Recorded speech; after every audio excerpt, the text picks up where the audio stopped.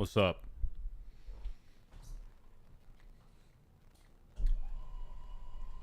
I'm powering the fuck up right now. I'm almost here. Almost here. Wait. There we fucking go, baby. There we fucking go. Powered all the way. Oh, there goes my camera. That's bad news.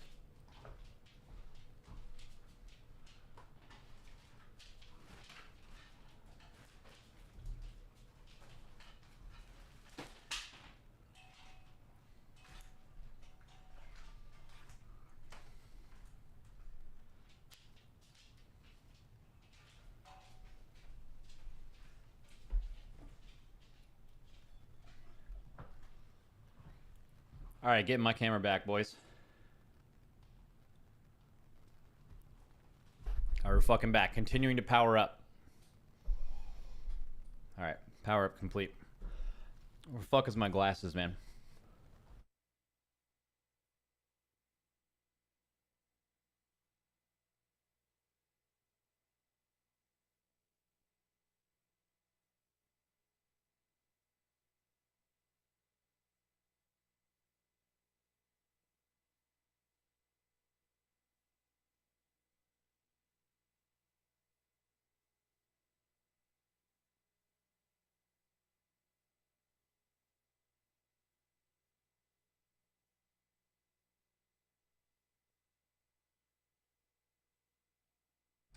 Yep.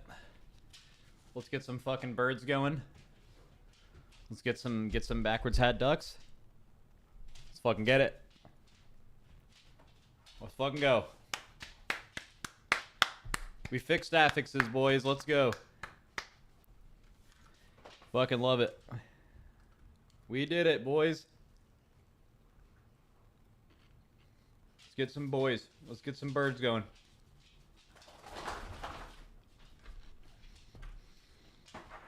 Dude, I have an opportunity today to do the funniest thing ever, man.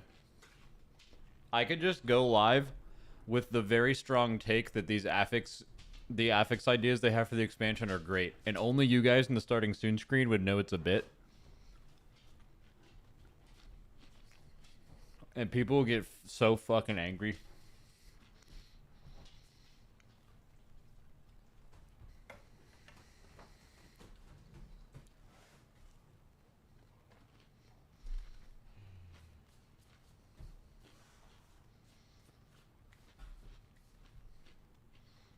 I actually haven't read it in its entirety. I just saw a few snippets. One of which was like, there's going to be rotating affixes that make certain damage types better. And I'm like, initially I'm like, oh, they're going to hate that. And then I was like, okay, that's potentially kind of interesting. But then AUG exists and Demon Hunter exists, and I don't know, we'll talk about it. And then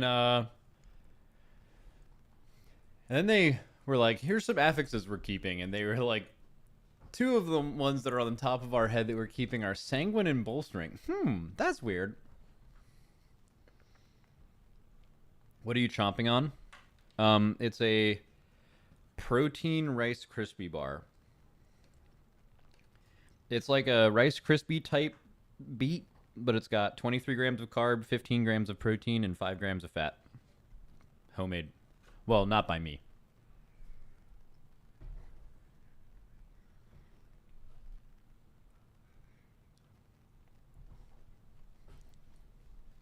It's 15 grams of protein. I'm pretty sure it just has a shitload of peanut butter in it. Isn't everything homemade, technically? Yeah. But chat will just tell you that I eat plastic because they're fucking stupid, bro. Let's just talk about it. Let's talk about it. Chat's a little stupid sometimes. Let's just say it. Right? It hasn't been said yet. Oh, man. Let's get a good backstretch, everybody. Let's get a good fucking backstretch going. Just so we can get ready to have some takes. Let's get a little twist in, get a little twisting going. Oh. If you guys have one, get on one of those little zero gravity chairs where you hang upside down for a few minutes and then we'll start. Dude, what if I had one of those?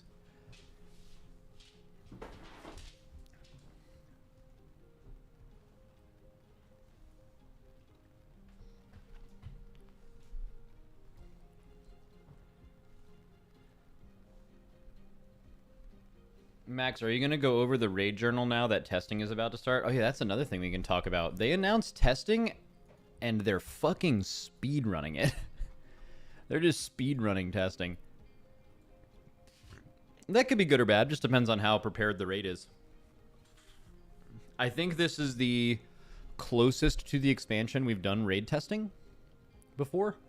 So that would also lead you to believe that they're farther ahead. A pessimist would tell you, of course not. An optimist would tell you, well, maybe they are. And the truth is, we'll know when we test the fights, right? So.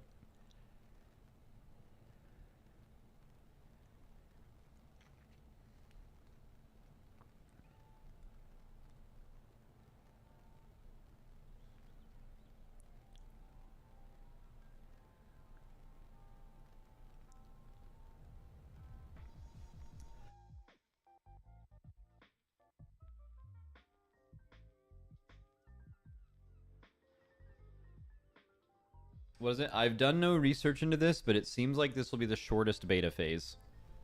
Yeah, that does sound right.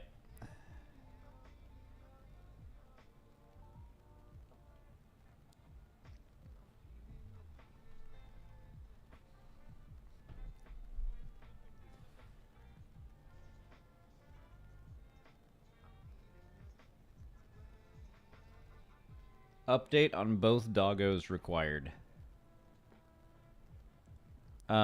Sure. Someone keeps joining this and says, it's you, the guy on Discord, question mark, Max, it's you, the guy on Discord. Okay, I'm really trying to figure out what the fuck this guy's yapping about. Yo, big dog, what are you fucking yapping about right now? It's you, the guy on Discord. It's you, the guy on Discord. I mean, I am on Discord, but it was you. Yo, I got a message from you today. Oh, no. When was that? June 5th? That was 5 days ago? Oh, this guy got scammed.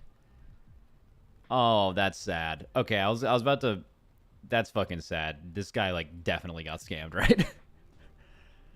Yeah, so this would... To most of you, this is going to seem obvious, but for anyone who needs to hear it, if I'm, like, messaging you on Discord and I'm, like, telling you that I need money to, like, pay for something and, like, I am entrusting you to give me that money, or, I don't know, what do scammers say? Like if I have, like, if I'm blackmailing you, it's probably not me, you know? Could be, but probably not me, right? So, yeah, I also just kind of don't fuck with anything crypto related, so if it's about that, it's definitely not me. Like, here's the real thing. I could actually be scamming some of you people, right? But you won't know if it's me scamming you or someone else, so just probably avoid all of it in general if you're trying to keep yourself safe.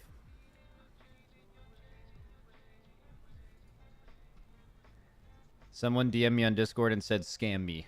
All right, buddy. Fucking you watch out.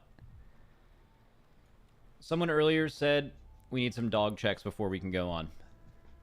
Well, so I don't know if you can see. They're all just being dogs. So we got Cone Dog over here. She's a dog, and she still has her cone on for 3 more days. But she's, like, fully recovered. Like, her incision doesn't even look like it happened. She's, like, feeling awesome. I could probably even take off the cone, but the doctor said not to, so I'm not going to fuck with that. Little Reptar was like was hurting the other day. I don't really know why. He just he just, well, I know why, I guess. He just started whimpering a little bit, so I took him into the vet, and they said he had back pain. So I just gave him some pain meds and some anti-inflammatory stuff. And it's been like 2 days and he seems perfectly fine, but I'm still limiting his activity. But he seems like... He just had back pain for like 1 day and was like screaming. Did Max Zoom weigh in? Nah, right now I'm standing up. You know what I mean? I'm just standing. I powered the fuck up just to lock in for this stream. Uh, but Max, what are you wearing? I'm wearing a Star Wars Team Liquid, like bad guys. It's the evil people. Is it the Empire or something? They're in there. They're doing stuff. But I'm gonna take it off though. All right. So, rebels are the evil people. Okay. Yeah. Dude, I can't believe that one guy in my chat got scammed. Are you guys aware of scams involving me? I just assume that at some point, like anyone who has any following, people who scam people for a living will try to use that person's following to scam their followers. So I assume it's happened for a while. But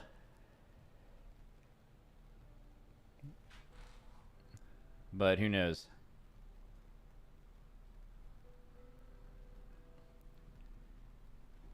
It's the Sith. Yeah. You scammed me out of $5 a month for almost 36 months. Yeah, that's the scamming I do. When I get you guys to sub to my channel, that's like that's the farthest I go with scamming. Because I am scamming you. But it's not, I'm not like trying to get crypto from you on Discord or something. Damn, dude, your glasses are hella dirty. Oh, they are fucking dirty. Holy fucking, wow. Good shout. Second. Good shout. I got your Discord DM and just sent you 4K. Hope it helps. Yeah, that one was actually me. So get scammed, but okay. So Blizzard going into season 4. They said that, you know what, guys, we're gonna do this like affix level change, keystone level change, and that's it. We're not really planning on doing a lot of affixes for the expansion. Even in the alpha creator discussion like panel thing they had, where we could do a bunch of Q&As, they kind of said like we're not really gonna cook on affixes. So it turns out they like made that the fuck up. Like, that's just completely false. That, or they actually weren't planning on anything, saw the response to that, and then they were like, okay, we got to do something. They're really not fucking like that. They really don't like that we're not doing this shit. So it seems like they've cooked on the affix side of things. Also, on another note, they have announced raid testing, which is like going to be speed ran this time. We'll see how that goes. Maybe like tomorrow or something before raid testing starts, we will kind of go over the I did like a YouTube video last time where I got WoW map viewer and I explained to you what, generally speaking, what bosses we're gonna do while showing you their boss room, kinda. So I may do that like tomorrow or Wednesday or something. But other than that, today I wasn't even planning on streaming today. I was just gonna flop around. You know, just bored as fuck, doing whatever. Maybe tweet some thirst traps or something, right? Getting weird. But instead, I have to stream now because Blizzard decided to just drop some fucking crazy news on Twitter. Or I guess they didn't technically do it on Twitter, but I saw it through Twitter, so they basically tweeted it. Don't forget Discord scams. Yeah, I was also planning on maybe scamming someone. I do that a lot, to be honest with you. What is it? Can't wait for the raid boss design tier list with Dratty T. Ooh, could do that actually. I kind of want to call Dratty T and Dorky and a couple of people and do like a little emergency pod today. Just a little emergency pod, little podcast, because there's a lot to talk about. Let me see.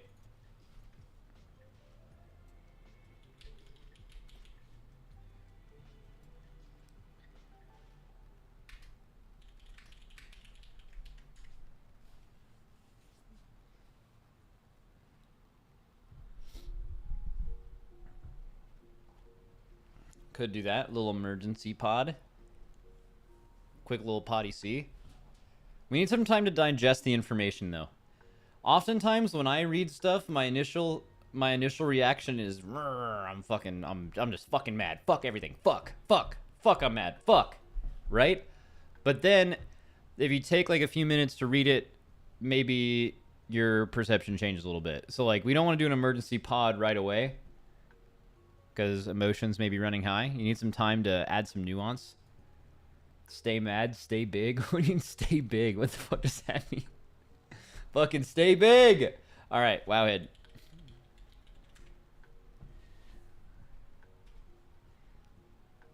All right, I genuinely haven't read this yet. I saw, I'll tell you what I've seen. I saw Jack tweet a picture of part of it, which showed that like there's going to be some kind of rotating affixes that like make you do more damage on certain weeks, and that, it sounds bad the way they're doing it, but I actually think there's something to that that wouldn't be bad. It's definitely a crazy cook. It's like, why try to balance the game? We can just like make the meta just always fucking weird, and eventually like maybe random people will just forget what week it is and just invite whoever instead of like the same 5 specs. There is something there, but I don't know if that's the way to do it, and we'll go over all of that. And I haven't even read, I don't know what they're called. I don't really know what they do. I just kind of read Jack's initial impression on it. And then what is it? And then they like they brought back some stuff. They brought back certain affixes, I think, but I don't know what's happening with Fort and Tyrant. I don't know. I literally don't know. I haven't read it. Okay, let's see. Let's cook. All right, everybody. With the War Within beta now underway, we're excited to share additional updates regarding dungeons and the affix system. In Dragonflight Season 4, we experimented with our existing dungeon difficulty to offer additional endgame options for people who enjoy more methodical dungeon gameplay. This updated... yeah, we talked about that. Okay, so normal difficulties... Oh, so they're kind of just recapping what they changed, which is really good, but unfortunately, Blizzard, no matter how many times you recap stuff, everyone's going to start playing in the War Within, and they're gonna do a heroic dungeon, just like they've done heroic dungeons for the past 20 years, and they're going to zone in, get slaughtered, complain on the floor, tweet about it, until it like no matter how many times you say it, that's people don't read shit, so they're just, it's gonna happen, right?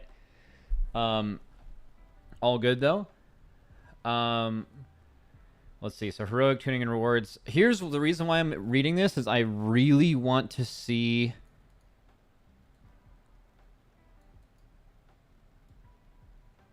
Oh, this is so interesting. Okay. So we were talking about this the other day, right? Still, currently, we don't really know what's happening at the beginning of the War Within. We know that option A and option D are definitely not what's happening. But we know with the announcement of the raid and the announcement of Season 1 and the expansion, we know that option B or C, or I guess we could now promptly rename them to option A and option B, are now the only possible scenarios where that could actually happen with the expansion. Oh, we do. It's on Wowhead. Great. That's what I was hoping to get. We do now. It's on Wowhead. All right. Well, let me keep reading then. So,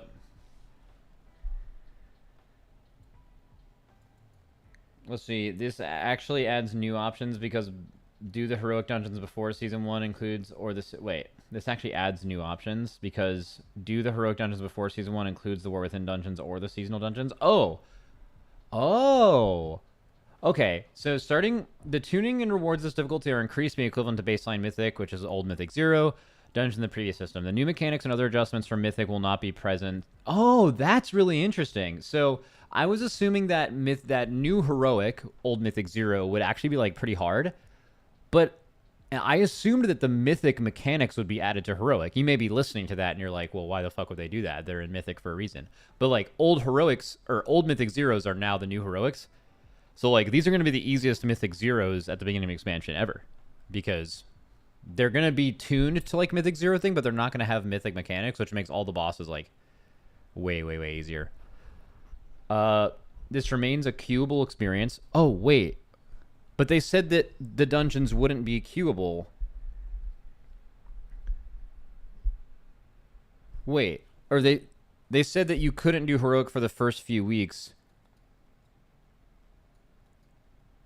That was Wowhead data mining, not officially from Blizzard. They didn't say it was just a data mine thing. Okay, interesting. Starting with the Season 1 of The War Within, Heroic Dungeon difficulty will feature our roster of seasonal dungeons. Interesting. So you won't be able to do Heroic Dungeons of the, like, War Within dungeons? Just normal? They said it wouldn't be queuable at the start, but you can fly to them. That's what's being assumed. Did Blizzard officially state that? Early access won't be able to... Yeah, we're not talking about early access. Early access, you're only able to level, right? No, they did not. I made it up. Okay. Love making it up, by the way. All good. Okay, Mythic. The tuning and rewards of this difficulty are increasing to the equivalent of a plus 10 dungeon with affixes in the previous system. There are no timers, affixes, or limitations on changing specs or talents while in the dungeon. The goal is to create a mega dungeon-like difficulty for this experience. The difficulty should present a meaningful challenge and provide commensurate rewards without the pressure of the Mythic Plus system. Starting with Season 1 of The War Within, Mythic difficulty will feature our roster of seasonal dungeons. And Mythic difficulty will be unavailable until The War Within Season 1 begins, which is September 10th. Mythic difficulty will now have a daily lockout, changed from weekly in the previous system. Okay. I think I like all of this. Oh, scroll. Sure. Let me just make this easier. Let me do some crazy, absolutely insane stream optimization here.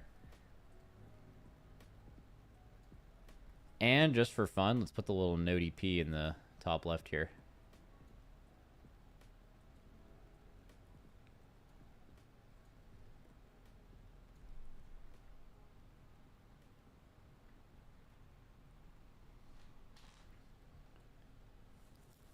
All right. Holy fuck, this is professional now. The seasonal dungeon rotation, we already know this.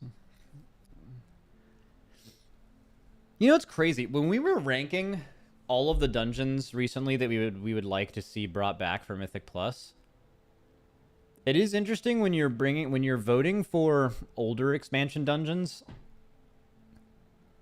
you don't even really know what you're gonna get. Like, I don't know, you could pick any Kata dungeon.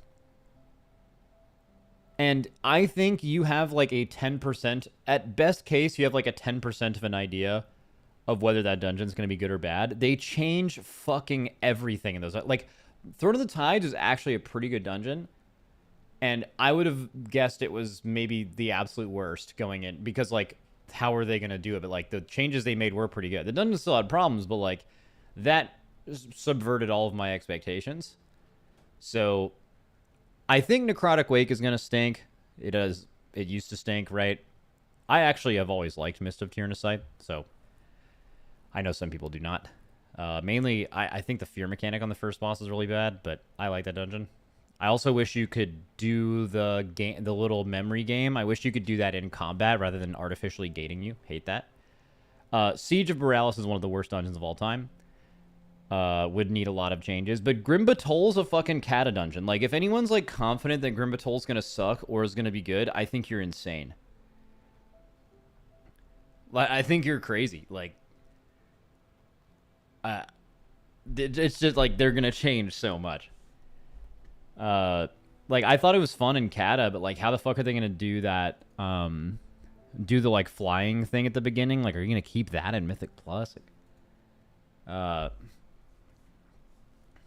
Let's see.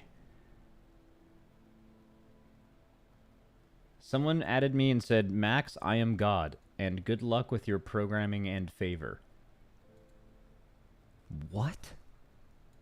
Alright, whatever. I'm just gonna keep going on. What the fuck are you... Dude, Twitch L. Twitch chat L.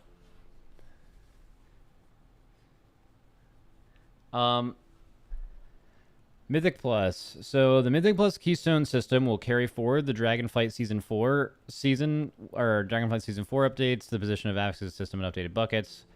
We know all of this, no reason to look at it. And then Affixes. Before we dive into the specific of new Affixes. Okay, so one thing I do want to take. So someone said on Wowhead, they clarified what this week is going to look like. That's what people in my chat were just saying. Where? before we go on.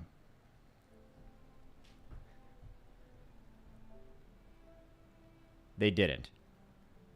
There's like more than a few people. So all of them just fucking made that up. They were like, yeah, it's on Wowhead. It's on Wowhead. I didn't skip anything. Yeah, I'm going back to look at it. They made it the fuck up. Okay, so going with this again then. It's only option A or B now. The first 2 weeks will be heroic dungeons of just the War Within dungeons, we believe. And you can walk into them and not queue for them. We think, although they said this remains a queuable experience. So maybe the data mining is wrong. Or no heroic at all. If there's no heroic dungeons in the first 2 weeks, that is going to fucking stink. That is going to stink. It's going to... Oh my god, that's going to suck. So I hope they didn't do that. Max, they released a timeline for Season 1 start. If you're just referring to the picture that they tweeted, that just says that the expansion comes out and then they showed Season 1 on September 10th, I'm going to fucking lose it.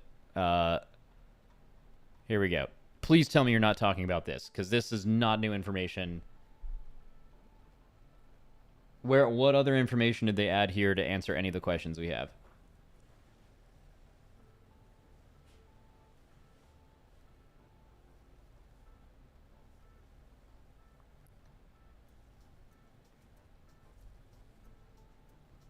Okay, guys, stop. Do not comment wrong things. I'm allowed to be wrong, but none of you are. So stop it. All right. So again, here comes the question. Now that we've been one guide like 3 times away from this, I really, really wonder if it's going to be... Because like here, it says this. Mythic difficulty will be unavailable until the War Within Season 1 begins. Mythic difficulty will now have a daily lockout, changed from weekly in the previous system. That... They don't mention anything about Mythic Plus difficulty being available when War Within Season 1 begins. Maybe that's a week later. Maybe only Mythic Zeros are available during Heroic Week, which would actually be very similar to what they've done before. That would be... So they used to have, during Heroic Week, you could do Mythic Plus, but you could only go up to like a 6 or a 7. Well, you can go higher than that, but gear stopped at a 6 or a 7. Now, Mythic Zeros are above what the gear is above what the gear used to be capped at. So I wonder if it'll just be Mythic Zeros for the first week, or if, what is it? Mythic Zeros and Mythic Plus are coming out at the same time. Okay, you just said that confidently, so where did they say that? There is no Mythic Zero that's heroic. There is a new Mythic Zero. It's the same as what an old Mythic 10 used to be. The next line, literally. The seasonal dungeon roster for Heroic, Mythic, and Mythic Plus difficulties in Season 1 of the War Within includes the following dungeons. That doesn't do anything there. Right?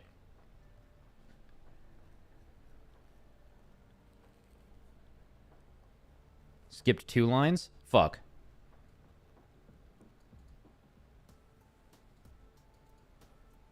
Above? None of these 3 things confirm what I'm saying. Right? Second from the bottom. That means nothing. That has nothing to do with what we're at. Yeah, maybe I need some infrared vision here. Maybe it's hidden deeper in the page.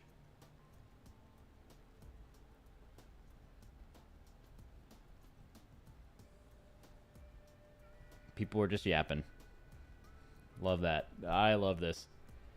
Okay, so we still don't know which one it is. But I'm hoping it's option A for my own personal benefit. But I think most people would prefer option B. But I don't actually know. If you're a Mythic Pluser, you want option A. Like a high Mythic Pluser. I think if you're like most normal people, I think option A is going to fill you with unquestionable amounts of FOMO. And you're going to hate every minute you're not logged in. And you're going to feel instantly behind. And Blizzard usually hates that. And they design against it, which would lead them to do option B. Not to mention the last time there was a Heroic Week, they did option B. They've never done option A in a heroic week ever. They've always done option B in heroic week. So A would be a new thing. B would be the thing they've always done.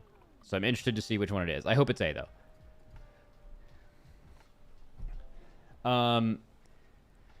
Okay. Yeah, basically, if you can take off all of that first week, option A sounds good. And if you have anything else to do, option A sounds terrible. All right. Okay. So let's go on to affixes here. So before we dive into the specifics of new affixes, we would like to outline our goals and the purpose these affixes serve. Our overarching goal is to minimize the mechanical overlap between affixes and dungeon trash design in the current +4 affix bucket.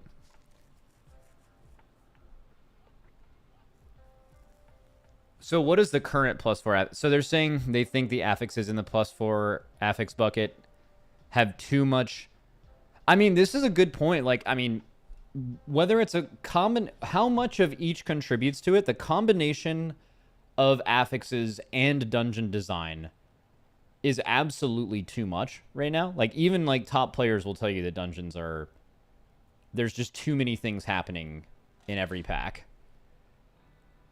But I think now that we're moving past the without assigning blame to either side, I would say as affixes have gotten easier, I think more of that is actually on the dungeon. Not the affixes. But nerfing the affixes certainly, again, this is kind of why it seems like affixes even still existing at all just seems like they should just try to reinvent the wheel, seriously, because like affixes just don't make any sense. People like the affixes. People like affixes the closer they are to not interacting with you, like almost linearly.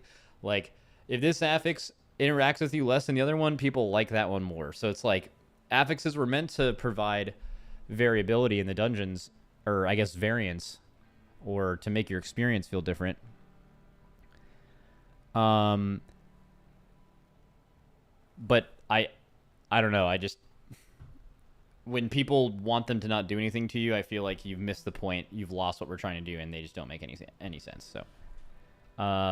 So apparently they made big changes to that today, at least with Tyrannical and Fortified. So we'll see how that ends up working. Shift the source of the challenge to the dungeon itself by simplifying affix design and emphasizing creature abilities. So this is a little scary. With how many stops there are in the game right now, Blizzard feels like they need to continually add things. So like, if they feel like they're nerfing affixes, if they feel like, oh, well, now we can actually make the dungeons do more, I can tell you that every Mythic Plus player would disagree with that. Maybe this means keep it the same because we realize it's too much. But we'll see how that goes. That would be bad. Reduce visual noise, nameplate clutter, and the cognitive load on players during trash combat. Oh, that's good. Right? We like that. Love reducing coggy load. Coggy L. Allow for varied context-specific gameplay decisions depending on the dungeon they are applied to. Okay. Additionally, these affixes will include a positive effect. Wow.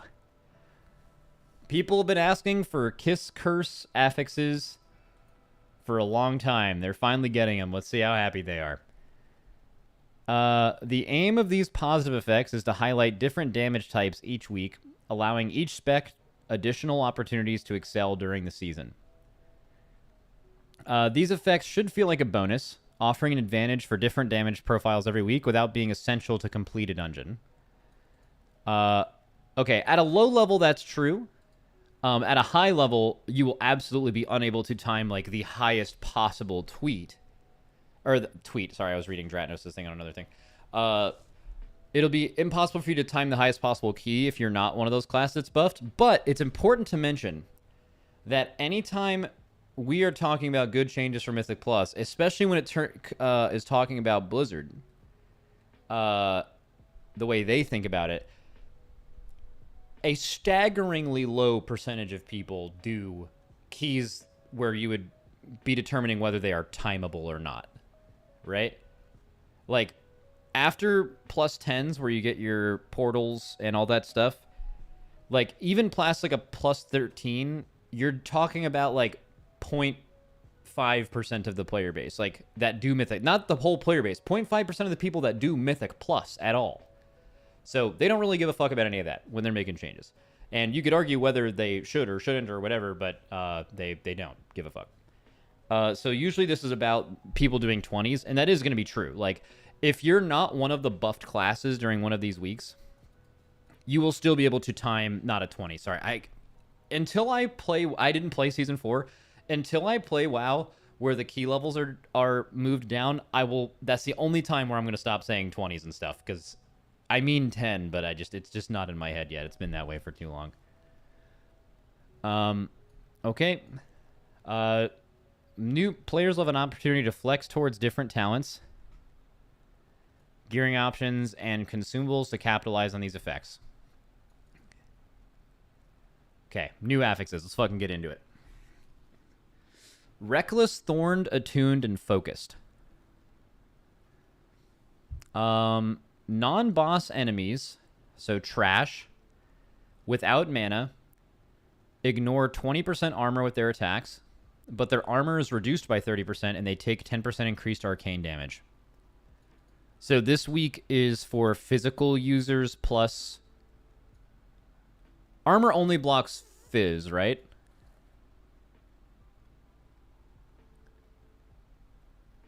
Yeah, so Fizz. So this is like melee gang and then arcane damage. Okay, next week is Thorned.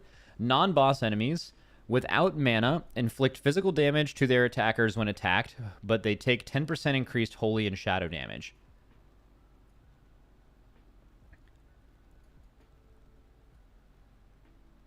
That's very specific, but okay.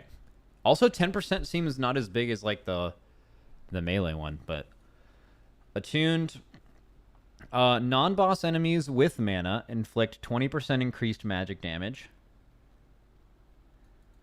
But what if they don't even do magic damage, right? I mean, I guess it would just mean... So I think the first part of these lines, I'm guessing, is to vary up the tanks you want to play.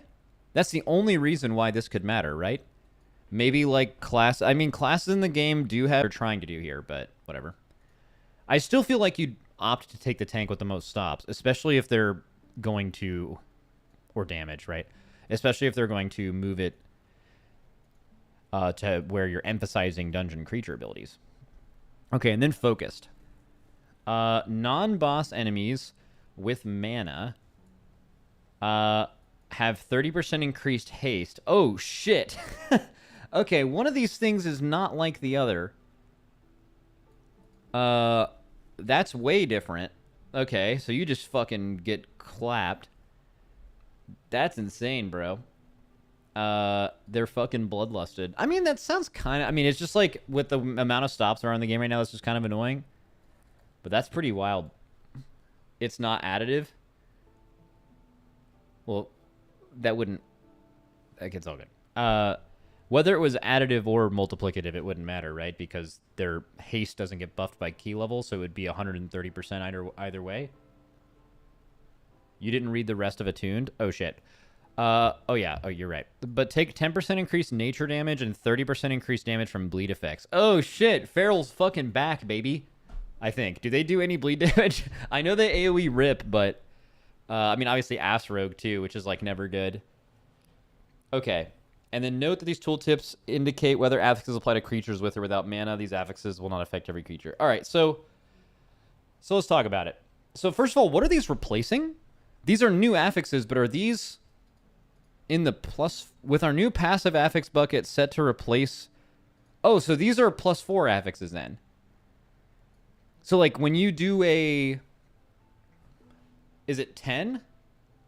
Everything under a 10 will only have one of these 4 things? Is that correct? Wrong. They're changing. Under 7 now? Okay, there's more. Got it.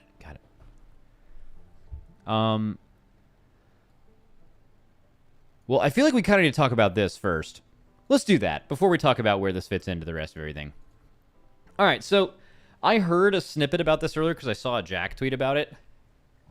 So clearly what they are trying to do here, and it does seem kind of heavy-handed, is they are trying to make the comp that is, in quotes, optimal to bring week on week different every single week. Or I guess there'll be 4 versions. So like right now there's one meta, and regardless of how well they tune the game, we've seen in Dragonflight, we've seen an example of, I think the best tuning has ever been in this game actually existed in Dragonflight, and it was in Season 2 before AUG came out.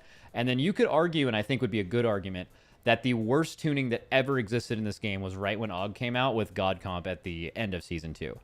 So Season 2 was super polarizing. The beginning of it was literally the most balanced the game has ever been. And the end of it was the worst balanced the game has ever been. Season 1 was also really well balanced. I just think Season 2 is better. And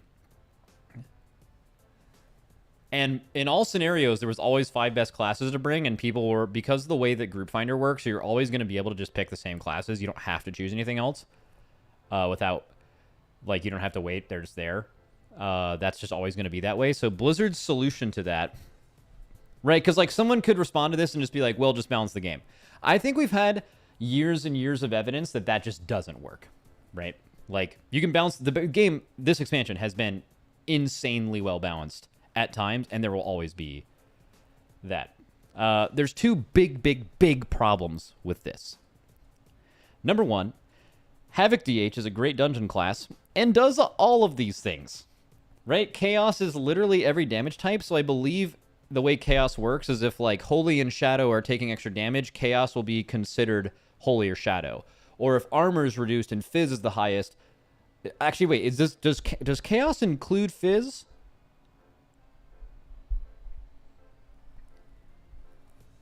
It does not. Okay, so these 3 weeks, Havoc is just going to be goated, or it's going to be one of the ones that do better. So Havoc makes this kind of bad, and AUG makes this kind of bad, right? Because AUG just buffs other people's damage. So, well, I mean, it also does a little bit of their own damage, but mostly they just buff other people's damage.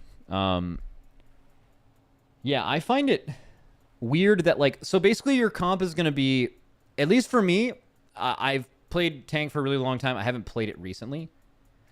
I don't think the tank you play in a season is going to change based on the week. Usually tanks are good enough when they're the best to, like, not, you just figure out a way around all of this. So your comp is going to be the same tank every week, an AUG every week. If Havoc Demon Hunter is tuned well, probably a Havoc Demon Hunter. And then it's just going to be one class that is... 10% is a big number. Like, when you talk about classes being tuned well, it's very rare that, like, a class is literally 10% better than the next thing. But it happens, but it's pretty rare. In which case, I'm surprised actually these numbers aren't even higher. To make sense of that, because, like, this seems heavy-handed, but it could be even more heavy-handed. Like, these are made with a purpose. These are made to change the meta. I actually think some of these weeks wouldn't change a lot of metas that we've had. And I guess that kind of gets into my take on all of this. So Havoc and AUG make this significantly worse, but I don't know if this is actually gonna be a hot take. I don't actually think what they're trying to do is a bad idea.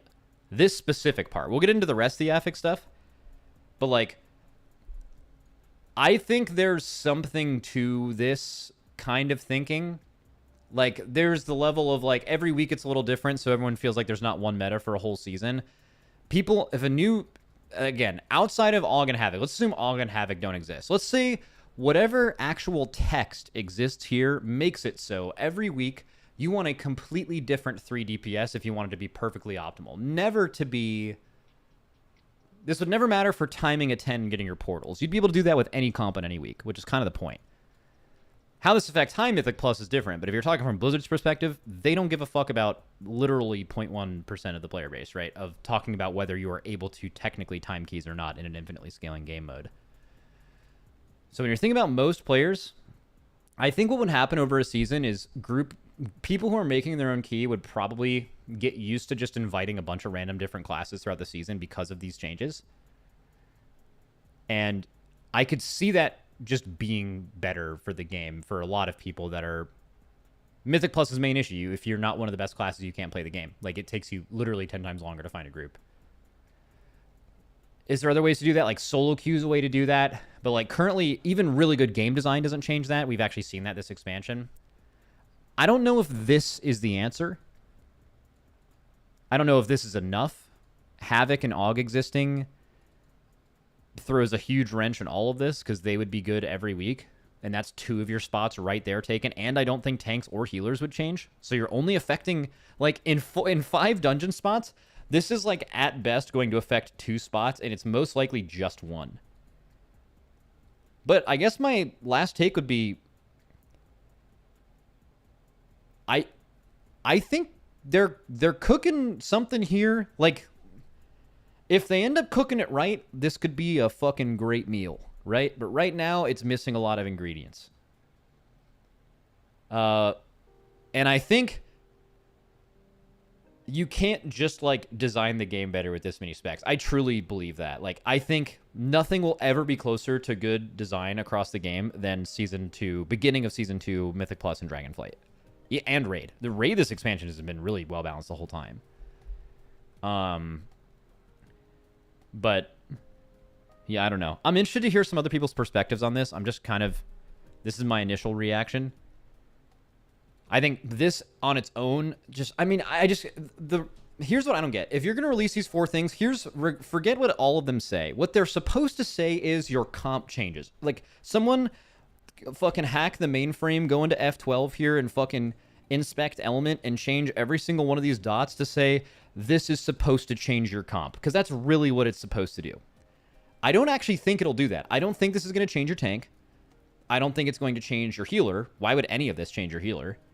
And there are 2 really good Mythic Plus DPS classes that don't care about this last part ever. But if you can somehow fix that, and you correctly achieve the best comp this week is completely different from the best comp this week, it is a... not perfect solution, but it is a better solution than anything they've done meta-related, I think, so far. And I'm interested to see at least how that plays out with the ability to back out of it if it's turbo dog shit. But we'll talk more about this later when... I think we're going to do an emergency pod with Dorky and Growl, actually, and probably invite someone on in, like, a couple minutes. Okay. Wait, you should reread the negatives. They are terminal. Trash without mana, ignore 20% armor with attacks. Okay. Non-boss enemies without mana inflict physical damage to their attacker when attacks. Non-boss enemies with mana inflict 20% increase. So, non-boss enemies with so I'm assuming that is, like, magic AoE mobs. Again, I think these are terminal for high keys. I think this will, like during a tuned week, there will probably be a key that is literally impossible, that was possible on, like, Thorned, for example. Because of that. But I don't think Blizzard gives a single fuck. They do not care. Because that only affects key levels that a frighteningly small, way less people than you think interact with. I don't think Blizzard cares about that at all. I think they only care about pretty much all dungeon changes. Their main focus is how this affects plus 10s at the highest. Which is where the vast 90+% majority of Mythic Plusers actually stop. That's their goal, and that's where it ends. So do I think Attuned will be fucked for that? I don't think so. Like, no more fucked than, like, Bolstering is on certain keys right now. Like for example, if you're doing a plus 10, or I guess a plus 20, but Season 3, which was where, like, that's what a plus 10 is now. If you were doing, like, an Everbloom on Bolstering, like, that was 10 times harder than what Attuned would ever make the portal level key, you know? And Thorn is interesting. Non-boss enemies without mana inflict phys damage to their attackers when attacked. I guess that could maybe change healers. It's kind of like it's not like reflecting damage, but I guess it's just... I don't know. We'll give more time on this. Again, the first part, I don't think they cooked really well with the first part. The second part, outside of DH and AUG, I think is interesting. But DH and AUG do exist, so I don't know how they'd get around that. But I don't know. I think something... Basically, Blizzard has shown us today that they think an interesting concept in this game is introducing something to where the meta is different every week. And that, if they can achieve that, and I don't think it will be achieved properly with this because of all the reasons we've talked about, if they can achieve that, I actually think that's interesting. But also, I imagine some people also disagree with that, but that's what I think. Anyways, moving on. With our passive affix bucket set to replace the current +4 affix bucket, the following affixes will be retired for Season 1 of The War Within. Afflicted and Incorporeal. Okay, I think a lot of people are happy about this. So these got added back. These got added back, or these got added, was it Season 2, Season 3, something like that? As like newer affixes. And these were like really problematic because a lot of classes couldn't deal with both of these, but just in general weren't really liked.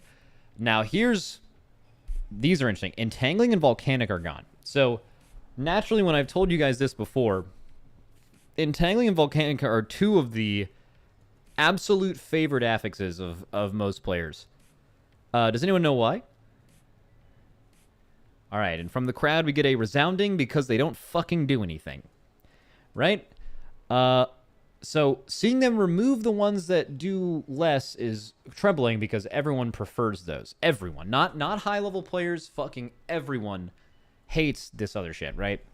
All right, now Storming being gone, that's a fucking dub. Let's call it right now. So ranged, to some ranged players, especially like BM Hunters classes that don't have to move at all, Storming to you is like a Volcanic or Entangling, right? I guess you could also make the argument for Volcanic for ranged versus melee. But bro, Storming was so annoying for tanks, like having to position things correctly and like turning mobs around and getting cleaved. And I think Storming is just an unfun affix. It's 10 times more unfun for melee and tanks than Volcanic is for ranged.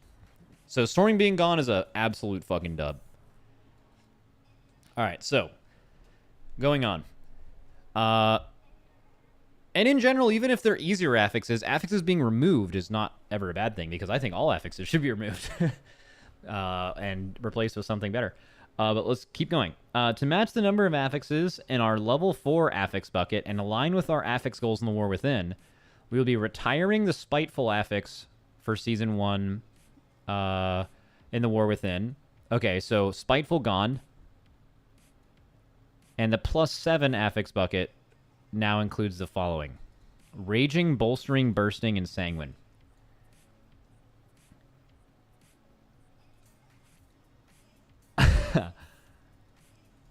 Wow.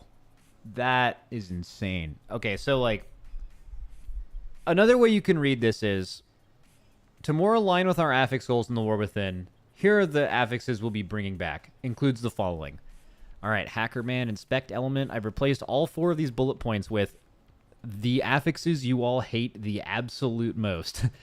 In fact, there's no longer even like in quotes, push weeks. I guess there will always be because there always is a best affix week. But these, if I'm reading this right, every single week will have either Raging, Bolstering, Bursting, or Sanguine, all of which fucking suck. I guess Sanguine is like way. I mean, Bursting. Let's keep it a buck. All right, let's keep it a fucking buck right now.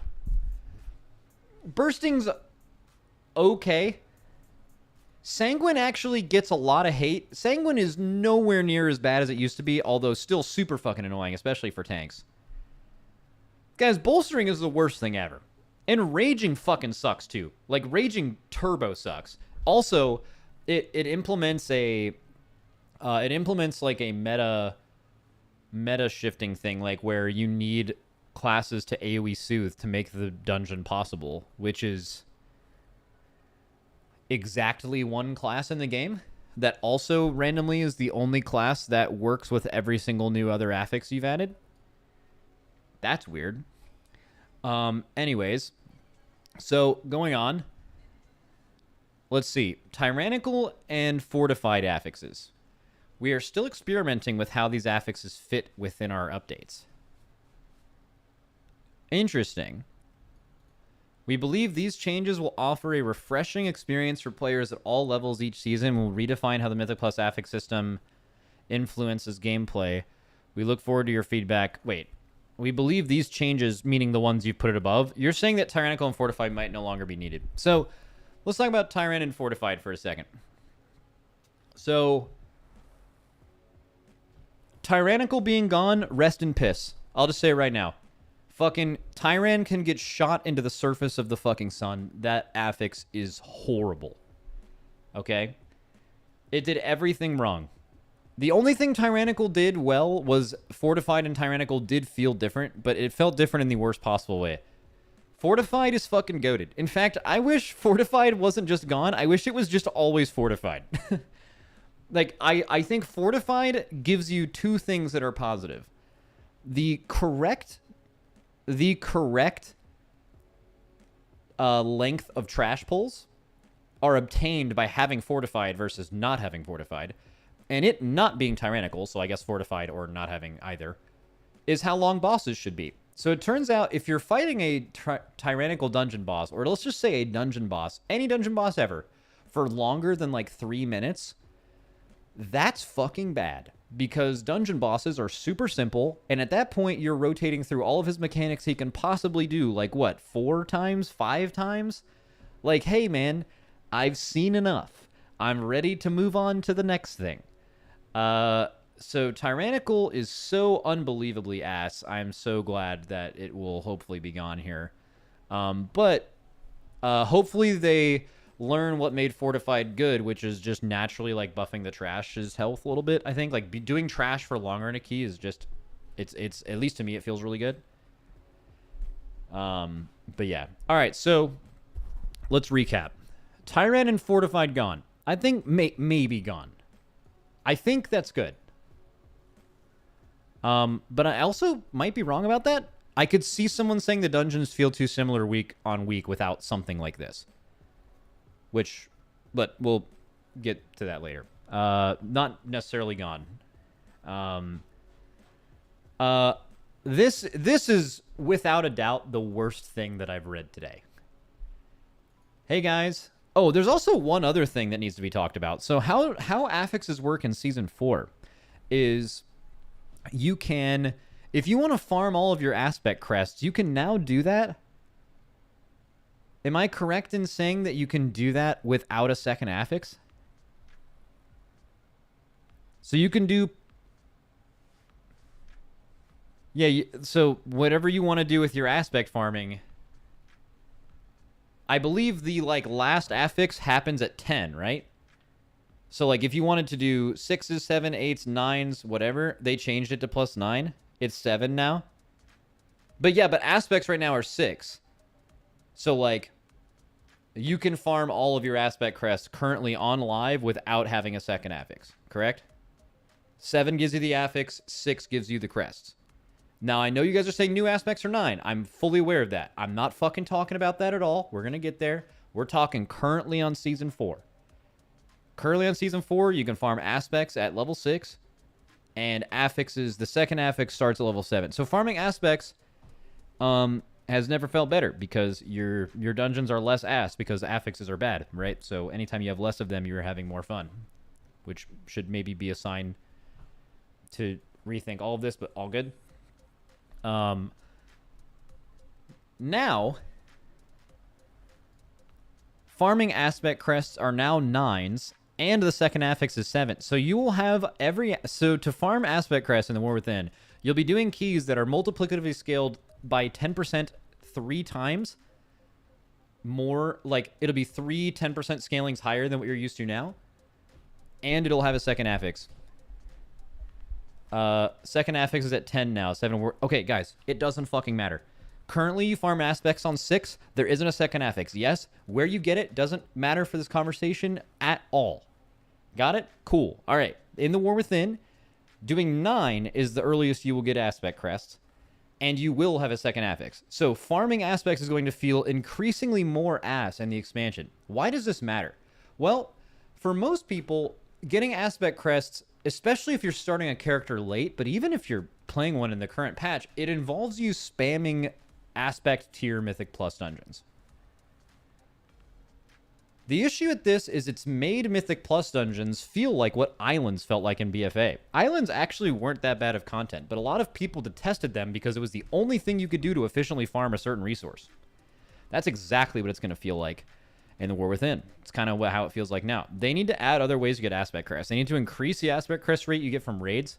They need to add some way to get it from delves. And I think they could add a mythic. They could add, honestly, world quests. Dude, have 1 or 2 world quests happen a week where it gives you 15 aspect crests. That'd be fucking dope. That'd be actually sick. Anyways, That's just like a random thing I had there. Okay.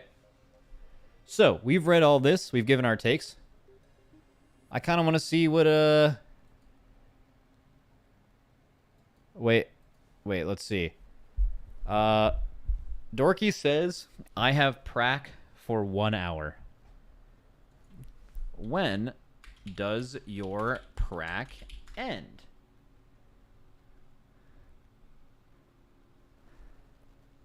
Also, we can just get like JB or Growl in parentheses who or something.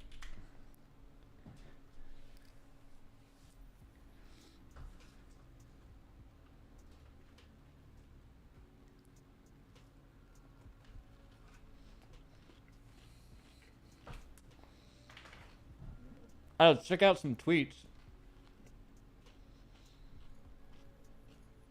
Someone said Dratnos had a heater.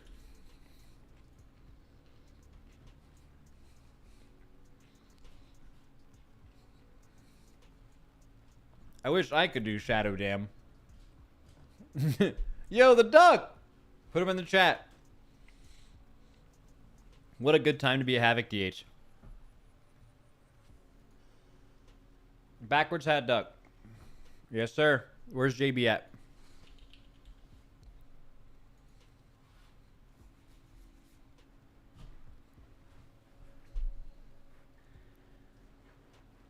The bolstering, bursting, and sanguine affixes will be returning in the War Within Season 1.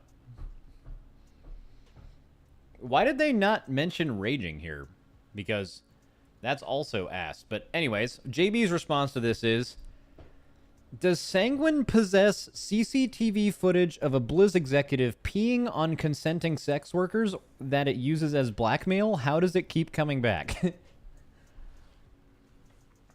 Wow. What a fucking tweet. Holy shit. Bro, he's such an unhinged individual for someone who's like deep in his fucking 30s and also was a lawyer. You know what I mean? I kind of respect it.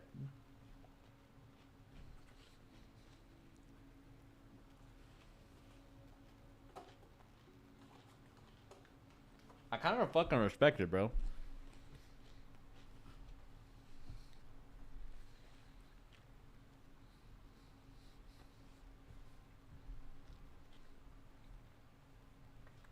And then his next tweet.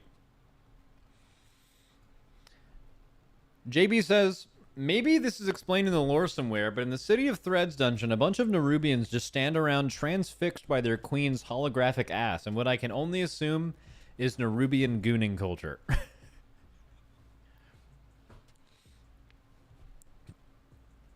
So JB's on fire today. Right?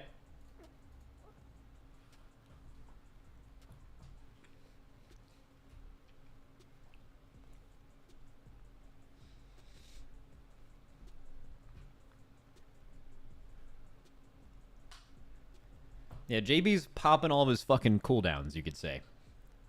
Scroll down a bit more. I don't know what you're looking to see here. What would I see by scrolling down?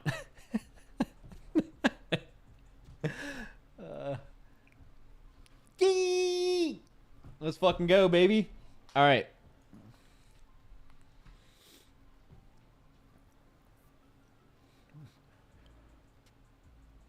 Max Asian Bunny X-Tech? No, dude, we've done too many of this bit.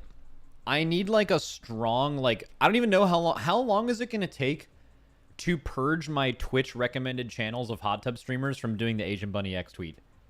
It's getting out of control. I actually value that spot. Like, and now it's just hot tub streamers. Actually never. Is that what the algorithm says? Once you're a gooner, you're always a gooner? Where did that come from? Who came up with gooner? Like, when I think of goons, I think of like a cartoon villain who's like, hey, sir, give me your wallet, see? Like that. But how did goon turn into what now gooners are?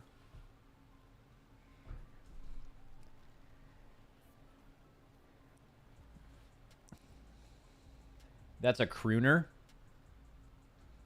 No, crooners are like the very, very sexist singers from the 60s and shit.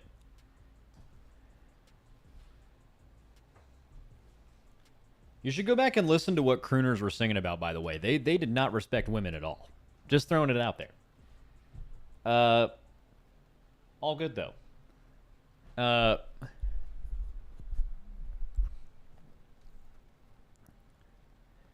Pinned message. Max, to clear your recommended, you first need to stop watching hot tub streams. Guys, listen. Listen. There was never a fucking hot tub stream on my recommended Twitch channels ever until we started doing this Asian Bunny X tweet. Bit. It hasn't happened. It wasn't there. What do you guys mean caught? You guys watched my stream for fucking years. It wasn't there, man. New Wowhead post on affixes. Oh boy. Unless... Oh, initial reactions to new affixes... Is fucking Wowhead doing a Twitter roundup? No way. Oh, wait. Oh, they have a Tettles video. What an insane thumbnail. Question. Did Tettles record this thumbnail image today? Is that how you speedrun a YouTube video? Do you, like... You fucking, like, yap for, like, 15 minutes or whatever, and then you, like, close thing, open up camera on your thing, and then you go, like... And then look at your camera, and then you send it off to your editor, and they just do it? I could never do that, bro. Wait, is he wearing the same thing in his, Dude, we are so... Nah, he's wearing a different shirt. This is pre-done. Nah, I don't respect it. Not one bit. We're within beta, new affixes Inc. Wait. Hello, everybody. Did Dradnos already put up a fucking YouTube video? Oh, I don't want to spoil myself. I wanna hear his thoughts live. Sure. Well, it sounds like we can't get people together for an hour. So let's do some stretches, guys. Let's go. Get those legs fucking pumping. Let's do just a little couple quad stretches. Everybody up. Quick little stretch, maybe a little back one, maybe a little back one. Maybe do the thing where you get the where you're sitting in your chair and you push your entire body weight up with just your elbows on the thing and crack your back a little bit. Let's fucking go. Scroll up to the tweets. I didn't see the tweets. Oh yeah, so they are doing a Twitter roundup. All right, let's read. Everybody wanted kiss curse affixes. Well, here you go. Yep, get shit on, everybody. Buffs magic damage of their group by 5% baseline. Benefits the even double dips damage increases on every affix. Yep. These are interesting new affixes. I feel like the gatekeeping will get pretty silly week by week depending on what damage school you can stack. Okay, so this is actually what I don't think will happen. My guess will be if they properly do this. Again, assuming this is a big assumption that AUG and Demon Hunter somehow don't benefit from every single thing here. I don't see how the gatekeeping would be any different than what it is on live. I think what Blizzard's actually trying to do is they're like, hey, I think people are going to lose track with what classes are good on what week, so they're just going to start inviting. Like, over the course of a season, if you're a key holder, you invite only, like, a couple of specs. But, like, if you're a key holder for 4 weeks, you're probably going to, if they do this well, invite, like, 12 different specs. So, maybe a little more. And then, like, in that 5th week, you're just going to be like, I've played with all these classes and they're pretty good. And then you're just going to invite more people. I think that's what they're going for. I don't think these will actually change that, though.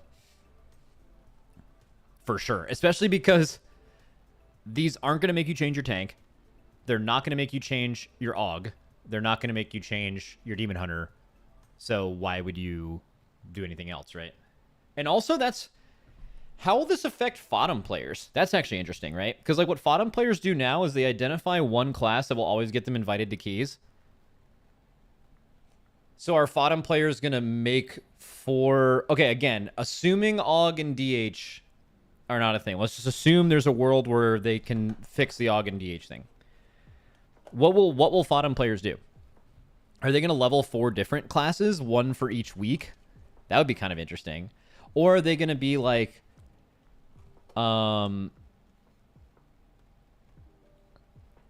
multi-fodem? Yeah. Reroll every week. Yeah, I think for like one character Andes, I feel like outside of Fodem players, this will benefit you because hopefully there's one week where you're really good. But like for people who play a lot of characters, is Raider.io going to find a different way to track this? Let's just actually say this. Like, let's say, regardless of what it says right now, right? Let's just look at this picture. Let's say that what it actually ends up saying is your comp is completely different every week. That's what it actually says, in however many words they can say to make that happen, right? If that's the case, then I don't know how you do that. You'd have like would you have Raider.io give you points for your account?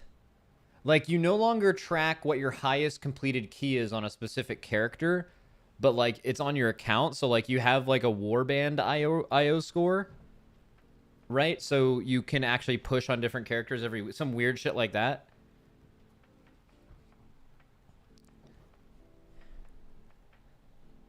Max, are you standing on a chair right now? What? Bro, how tall would I be if I was standing on a chair? 1 second. Dude, what if I fall off and die, though? You guys ever seen $1 Million Baby? That's about to be me right now. Let's fucking get it. All right, we're up. We're fucking up right now. All right, I'm up. Look at me. This is what I look like on a chair, baby. I'm fucking huge. Let's go. Let's fucking get it, chat. Where are you guys at right now? Huh? Where are all my fucking chatters at? Where are you guys at? I don't see any of you guys up here. Oh, that's weird. I can't see you guys up here. Why do you guys keep saying full brick? If I was full bricked, you would know. What a statement. All right, let me get off this thing without dying. Dude, quoting $1 Million Baby before standing on my chair is asking for insane karma, by the way. I don't know if you guys have seen that movie, but that would be wild.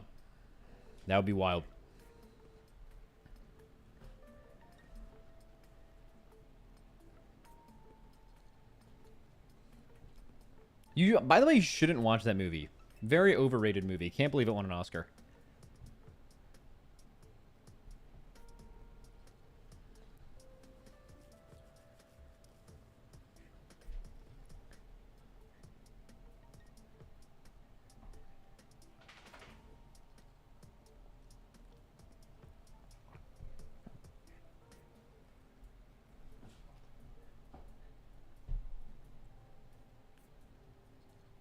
Max, do you think warbands and these rotating affixes are related? So, I mean, that's just based off of what I just said, right? Like,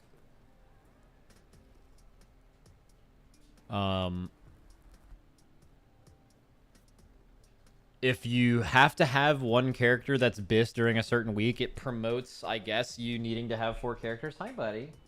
But that's not actually how it's going to play out, though. And also, just to answer your question completely, I think the answer is just no. Like, I don't think they considered that ever. Hey, buddy. Hi, Reptar.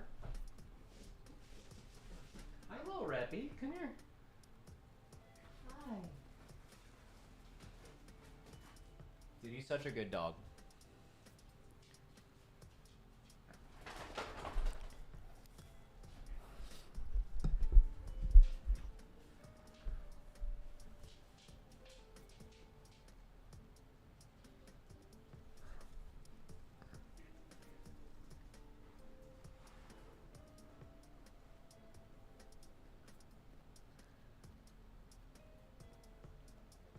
How's that Foster working out for you? He's doing good.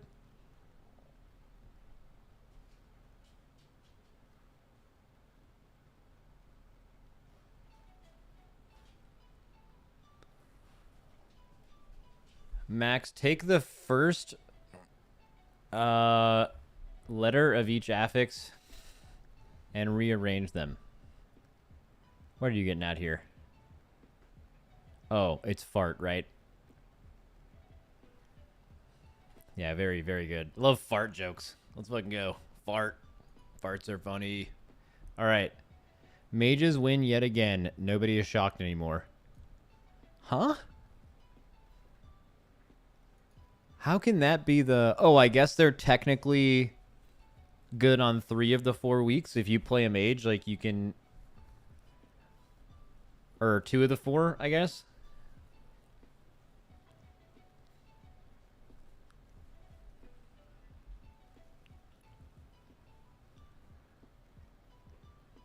Enhanced is 3 of the 4? Huh? Oh, yeah, I guess you're right. Technically true. But it's not all of their damage, though.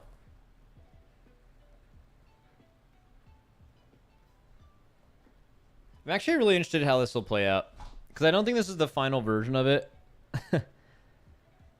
But I can't see a version of this playing out where people don't just commit to playing the characters that apply to the most weeks because they haven't made it different enough. They're just gonna have to change. They're gonna have to change what's said by the 4 things because I just don't think this is going to actually do anything. How would you? Okay, here's a question. How would you even write? How would you even write the first one? How do you write the first part of these that actually makes you play a different tank? Could you even? Like, this is just the completely wrong way of going about it.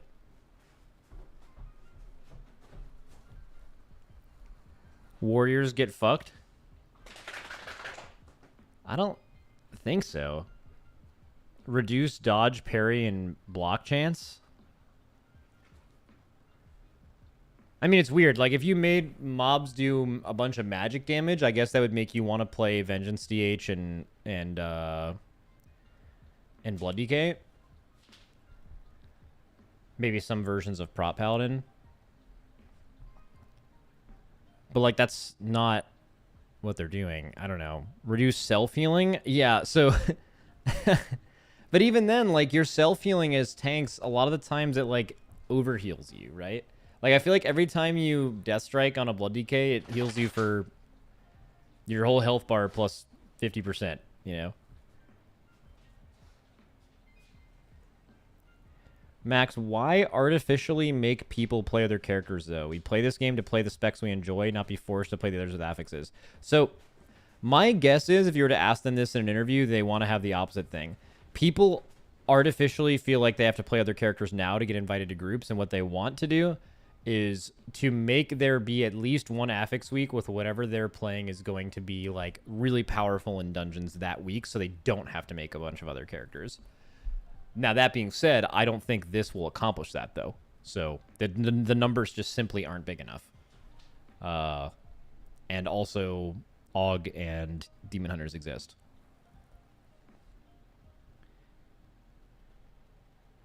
What is it, Max? They should just stop beating around the bush and make the affixes, warriors, hunters, and rogues do 30% more this week. Yeah, actually, to be honest with you, I think that would actually solve this better than that. I just think they're trying to be cute about it. But they should just fucking do that. Like, if they want to do that, just fucking do it, bro. Then you'll at least solve... You'll actually, like, see how this works. Yeah, if you have an AUG in your group this week, you just fucking instantly die. AUG's buffs just don't work this week. Alright, we're powering down. Let's get it.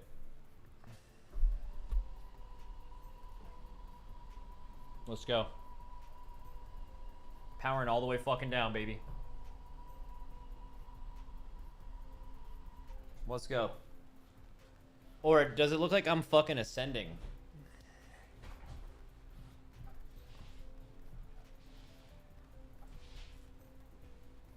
Oh, shit.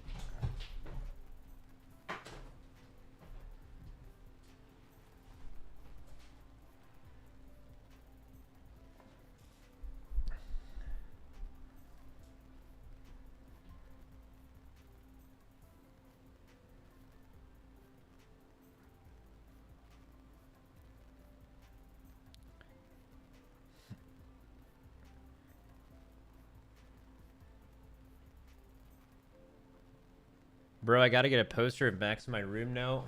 Dude, this dude is jacked. Bro, you guys were just calling me not jacked like 10 minutes ago. You guys are like, your arms are small. All right. Let's see. Chaos damage gonna be OP. Oh, definitely, yeah.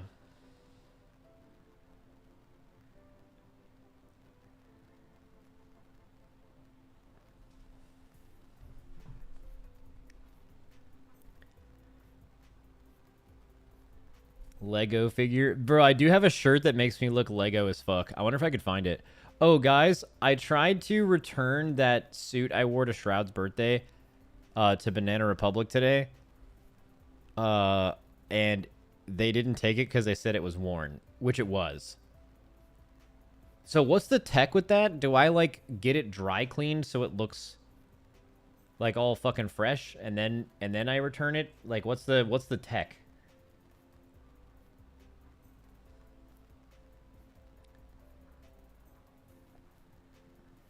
You weren't supposed to remove the tags?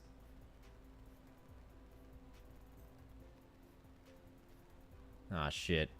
Bro, that would go hard. Keep the tags on at the party. Yeah, honestly, I just didn't really know how clothes worked. I've never done that before, but I had to buy something, that I didn't want to wear, so I tried to be cheap and I got punished for it, so that's what I get.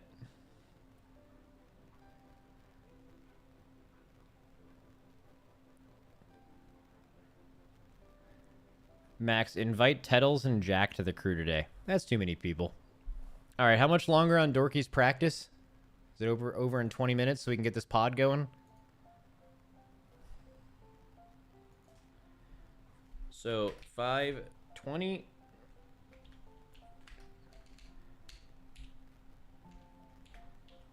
Or 5. I'm getting increasingly bored at the moment. And am dangerously close to ending my stream. All right, let's look at Tettle's take.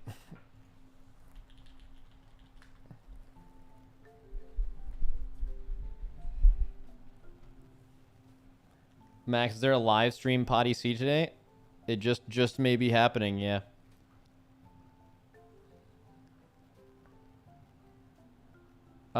Let's not listen to Dratnos' take. Let's listen to Tettle's. Let's listen to old Teddy's. Dude, we are so dialed in right now. Basically, what has Locked just happened is in. Blizzard Locked. has released a post saying the War Within Dungeons and Locked. Affix update. 4 new affixes, reckless. Wait, I need to go make some food before I get started. Oh, chat. I strained a muscle, but I don't know exactly which one it is. It's in my leg. It's above my knee. And I think it's from overtraining and playing too much hockey.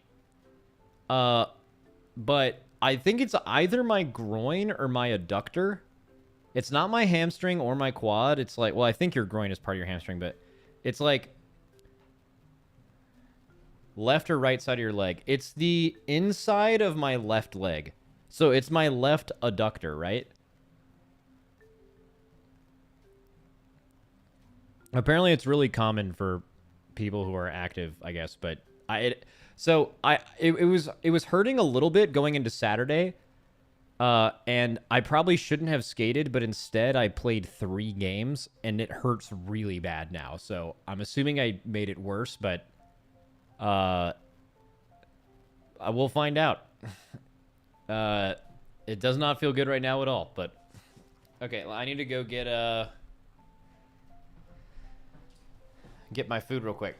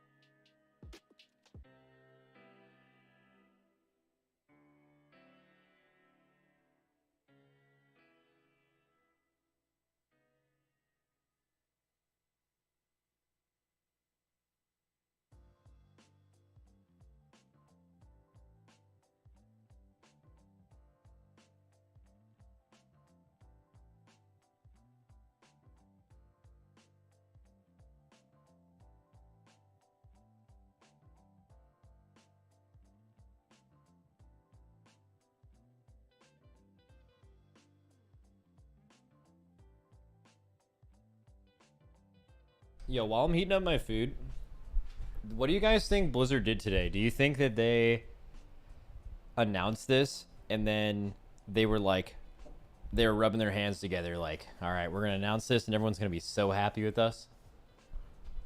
What do you guys think? Do you guys think they expected a positive response? Yes. They thought they cooked? Dude, I don't think so. I don't think you're like the fact that they brought back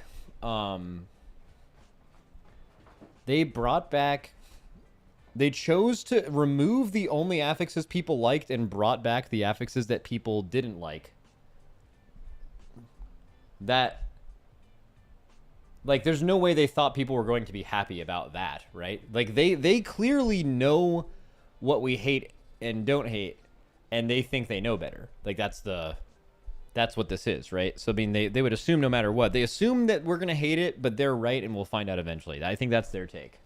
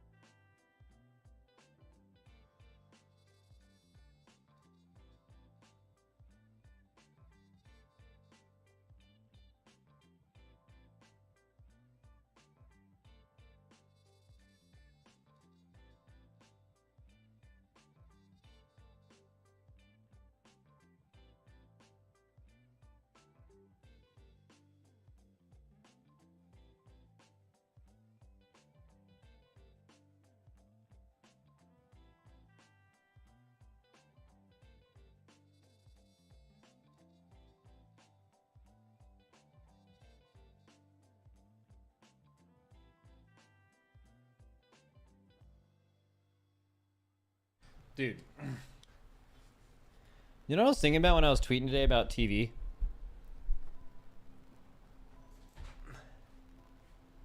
I was thinking about how some people have, like, a lower case of being entertained than me. Or, like, a lower level of stimulation needed to be entertained. And I actually wish I was that person. So, like, if you miss it, I tweeted about, like, let's see. Here's what I said. I saw a tweet that said, how the hell do we go from 20 episodes every 6 months to 8 episodes a year? Stop making me wait 2 years for 8 episodes or TV shows, not movies. I responded with, while I can respect it, I have the complete opposite opinion. I can't watch the 20 episode stuff anymore. I think my favorite content of anything, including movies, is the 8 to 10 episode prestige stuff, quality over quantity, whatever. And then I also noted a big differentiator here is whether you are wanting TV to be main monitor or second monitor content. For example, I can watch a 20 episode episodic show while I'm on my phone or actively doing something else, while I prefer to spend my main attention on a great show. But then some people responded to me and said, I could be wrong, but a very, very small minority of people actually watch TV shows while they are doing something else. For most people, it's either main attention or nothing. And then that made me think that there are people who actually watch, like, the lower quality 20 to 30 episodes a season stuff, and they actually can do that and be entertained. And honestly, I wish that was me. Like, you guys are saying that's depressing? Bro, I wish that was me. Like, I wish I could watch, like, slop and just be entertained. Like, how hard I have to try to entertain myself is so difficult. I mean, it's probably an ADHD thing. But, like, if I could just do that, I would have so much more entertainment. But, like, the level of entertaining something has to be to even begin to pique my interest is so high that I could never do that. But it's crazy to me to think that people actually do.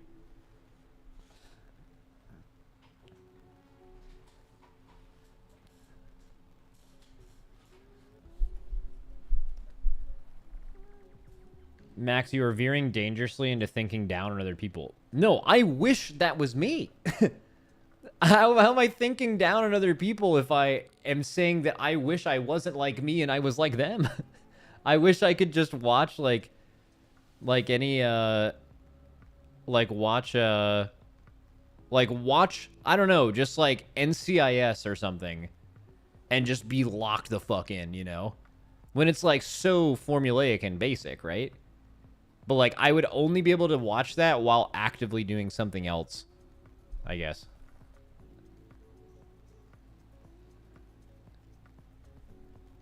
I watch TV for idiots too, Max. It's not about being smart. I don't think smart has anything to do with your ability to be entertained, I guess. But I just like, I don't know. Like, I would be able to endlessly have content if I could be entertained as main monitor content by those things. It would be endless. I would have content forever. And what happens in my life a lot is I'm bored and searching for content because a lot of things don't entertain me. Like, I wish it was the other way around.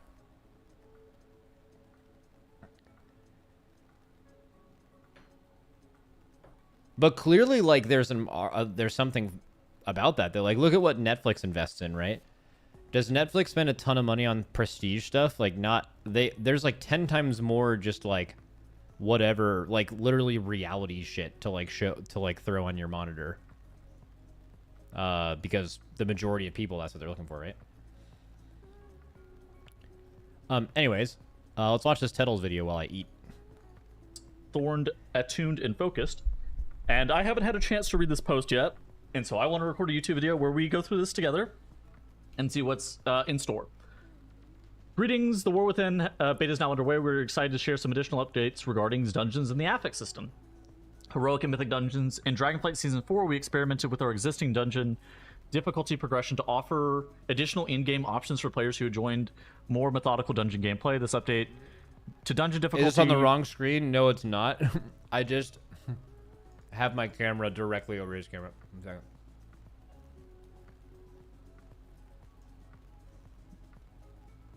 I'll go up here.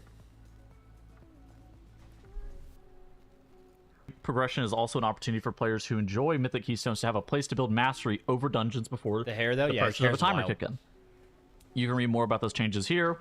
We plan to do or continue this model of progression of the War Within with some exciting updates. Just starting off, I think that the update to how the dungeon levels has been received has been largely positive. I don't really see too many negatives, just on the whole. It also kind of shifts down how players are, interacting with the dungeons, where before, the dungeon levels spanned between, 2 and 35, and that just makes it a lot harder to get into dungeons that are appropriate to your skill level. Now, with it only spanning from, 2 to 20, that will allow players to more frequently have dungeons that are around their skill level. On top of that, you get really good loot from dungeons that don't have 3 affixes, and so it feels like it's a lot more gradual progression. But in general, I think that the dungeon difficulty change, for most players, it didn't impact them at all, and for some players that it did impact, it was largely good. Normal, difficulty is unchanged. This difficulty always includes our 8 War Within dungeons, okay? So basically what they stated that they're going to be looking to do in the future is make M0 dungeons change with the seasonal dungeons, as opposed to just being like the 8 Dragonflight dungeons and having them be in a state where they become obsolete. So they're looking to change that. I'm interested in seeing what they're saying now. Heroic, the tuning and rewards of this difficulty are increasing to be equivalent to baseline M0 in the past of dungeons of the previous system. New mechanics and other adjustments from Mythic will not... I want to skip ahead here, because there's really not a lot of information in the first 2 things. We need to get to where he goes to affixes. Of how the dungeons are going to feel. The M+ Keystone system will carry forward from Dragonflight Season 4 with updates to the position of the affixes in the system. Achieve this through a more passive approach, focusing on the following objectives. Okay, here we go. Honestly, this probably is fine. I think that, Afflicted and Incorporeal were a bit too much. Oh wait, in no. a lot of situations, I think. Did we talk about what they were removing tough. yet? And so, yeah, having them be a more passive approach. Oh, no, it makes sense. Okay. Like, I thought he jumped ahead, not but all he the time can a healer actually dispel in an M+ dungeon. We're going to shift the source of the challenge to the dungeon itself by simplifying affix design and emphasizing current creatures' abilities. I think this is good. I think that the fact that they're stating this is a design goal is very good. Interesting. I disagreed with that. By saying this, by simplifying affix design, I guess that in turn is good, but they haven't shown any. In nothing they posted today did they simplify affix design at all. In fact, they kept the more complicated well, okay, complicated and simple, difficult and less difficult are not necessarily the same thing. I guess they got rid of like Incorp and Afflicted were definitely less simple than like even Bolstering, right? But it's the fact that they say emphasizing creature abilities makes me think that they're adding more creature abilities, which would be really bad. Reduce visual noise, nameplate clutter, and the cognitive load on players during trash combat. It doesn't necessarily mean that. Yeah, I mean, I think that there's a lot of issues with how many mechanics trash has, and VFX is actually a big part of this, where it's like really hard to see some mechanics sometimes. Allow for very context-specific gameplay decisions depending on the dungeon they're applied to. I have no idea what the hell this means. Context-specific. Are they talking about, like, I don't even know what this would mean. Oh, I have my evoker dispel because I can't dispel here. I don't really know. I'm interested in seeing what this even means. Additionally, these affixes will include a positive effect. Oh, wow, interesting. The aim of these positive effects is to highlight different damage types each week, allowing specialization. Additional opportunities to excel during the season. Oh, good God. These effects should feel like a bonus, offering an advantage for different damage profiles each week without being essential to complete a dungeon. Oh, good God. Players will have an opportunity to flex towards different talents, gearing options. Oh, I kind of skipped past that part. They'll be able to flex towards different talents, gearing options, and consumables to capitalize on these effects. Interesting. Do you think that's actually true? Is there a week where someone's going to change their pot? Is there a week where someone's going to change their flask? I guess talents, maybe? Like, if your class can... You would definitely change your talents for, like, bleed effects. Right? Like, there's talents in Assassination Rogue and Feral, for example, where your bleeds are more of your damage, and, like, you would turbo do that in a week where your bleeds are being buffed by 30%, so... Definitely some weeks. Yeah. Oh God, I'm gonna keep reading. And only a few specs is that true. Reckless non-boss enemies without mana ignore 20% armor with their attacks, but their armor is reduced by 30%, and they take 10% increased arcane damage. Non-boss enemies without mana, dude. Oh my God, without mana. You think I could tell the difference between mana, rage, energy on bosses? I feel like I can't tell the difference between mana and just like general resource on a boss. With their attacks, with their armor is reduced by 30%. That's wild. Okay. Non-boss enemies without mana inflict physical damage to their attackers when attacked, but take 10% increased holy and... This is so funny. This is like everyone's reaction. This is like everyone's reaction to reading this. 10% increased holy and shadow damage. Non-boss enemies with mana inflict 20... I will say, though, bro, if they can fix a DH and AUG thing, bro, I'm logging the fuck in on Meat Gang week. You guys see this one right here? Fuck the arcane damage thing. Meat Gang, only fizz damage. If you don't do fizz damage, get the fuck away from me, bro. Don't even look at me. Don't even look at me in the group finder that week. Magic damage, but take 10% increased nature damage and 30% damage from bleed effects. Focused, non-boss enemies with mana have 30% increased haste, but take 10% increased frost and fire damage.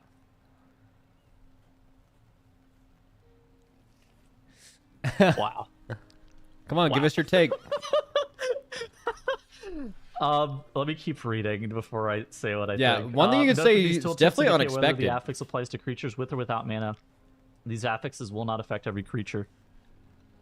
With our new passive affix bucket set to replace the current +4 affix bucket, the following affixes will be retired from the War Within: Afflicted, Incorporeal, Entangling, Storming, and Volcanic. Okay, this is fine to retire these. To match the number of affixes in our level 4 bucket to align with our affix goals in the War Within, we'll be retiring Spiteful for Season 1. Okay, that's nice. In the level 7 bucket, it will include the following: Raging, Bolstering, Bursting, Sanguine. We're still experimenting with how these affixes will fit in our updates. We believe that the changes will offer a refreshing experience for players at all levels each season, and how to redefine how the M+ system influences dungeon gameplay. We look forward to your feedback and discussion on these topics, and we'll see you in dungeons. Max, do you think the actual dungeon mechanics will affect what classes go despite the affix, or is the affix #1 prio? Well, I mean, historically, different historically different dungeons haven't like incentivized. I mean, I guess maybe healers sometimes. Like the worst it ever gets is like there's like a mandatory curse or poison dispel, and you feel like you can only take certain classes. But other than that, like it's more like you bring the best potential DPS and survivability class, and then you just make everything else work. It seems, at least.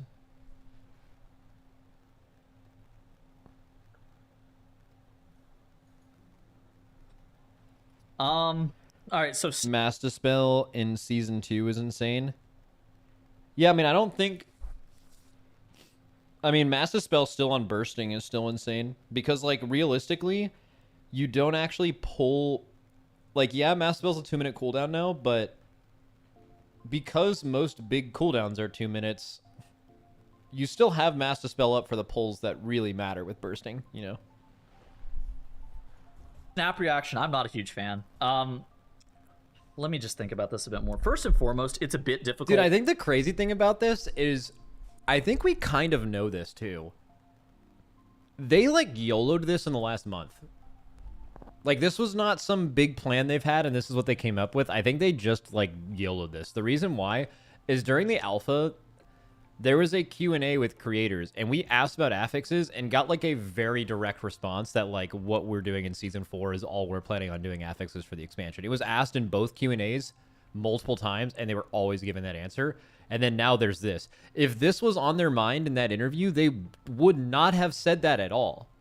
They would have said like, yeah, we have some changes coming. So like, I feel like they just fucking YOLO'd this. I think at a glance to tell who's got mana, who doesn't have mana, you know, what are non-boss enemies with mana, what are non-boss enemies without mana. The fact that it will vary what mobs are actually affected by these affixes on a per week basis comes off is a bit odd. I'm glad that it's affecting non-boss enemies first and foremost. I think that that's actually a pretty good change. Dude, like non-boss enemies without mana, non-boss enemies with mana, like I'm gonna really struggle to be able to tell who's taking increased damage from what. On top of that, the fact that you're going from like some weeks where, okay, so a lot of these are tank based, right? So non-boss enemies with mana have 30% increased haste. Non-boss enemies with mana, Bro, the non-boss enemies with mana having 30% increased haste is insane. Like, think about packs where there are certain things you have to kick, and the things that you don't kick kind of just go through on the tank. Bro, you are going to get fucking annihilated on those packs. And also, it kind of focused makes it so you really want more stops, too. Like, it makes stops even more required. So, yeah, I don't... That's the only one where I think it would affect tanks, really. I guess maybe the first one, too. inflict 20% increased magic damage. By the way, 30% increased haste means that the cast is going to be happening faster, so this means that things like Curse of Tongues and Numbing Poison are just going to be more important. Ooh, right? I didn't think about that. I didn't think about that, actually. How much is Curse of Tongues and Numbing Poison together? Like, what is that? But I guess that's on a week where those things don't do damage, 30%. I mean, that's fucking true, though. Like, they're making you think on the defensive side of it.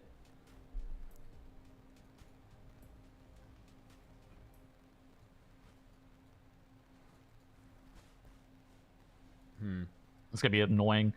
But a lot of these are just, you know, non-boss enemies with mana inflict 20% increased magic damage. A lot of one-shots in dungeons are already magic damage hits, and so a 20% increase to magic damage dealt from mobs like this is maybe a bit tough. But on top of that, any bolt that contacts your tank with a 20% increased magic damage buff is probably going to kill them, especially if you're, you know, then compounding it with like bolstering or something like that. So that's not only to mention the fact that I think that unique damage types. So this is the same issue in my mind that Incorporeal and Afflicted had, where there are the haves and the have-nots with the Incorporeal and the Afflicted system, where it's not like you don't feel better whenever 1 week comes around where you're doing 10% bonus damage.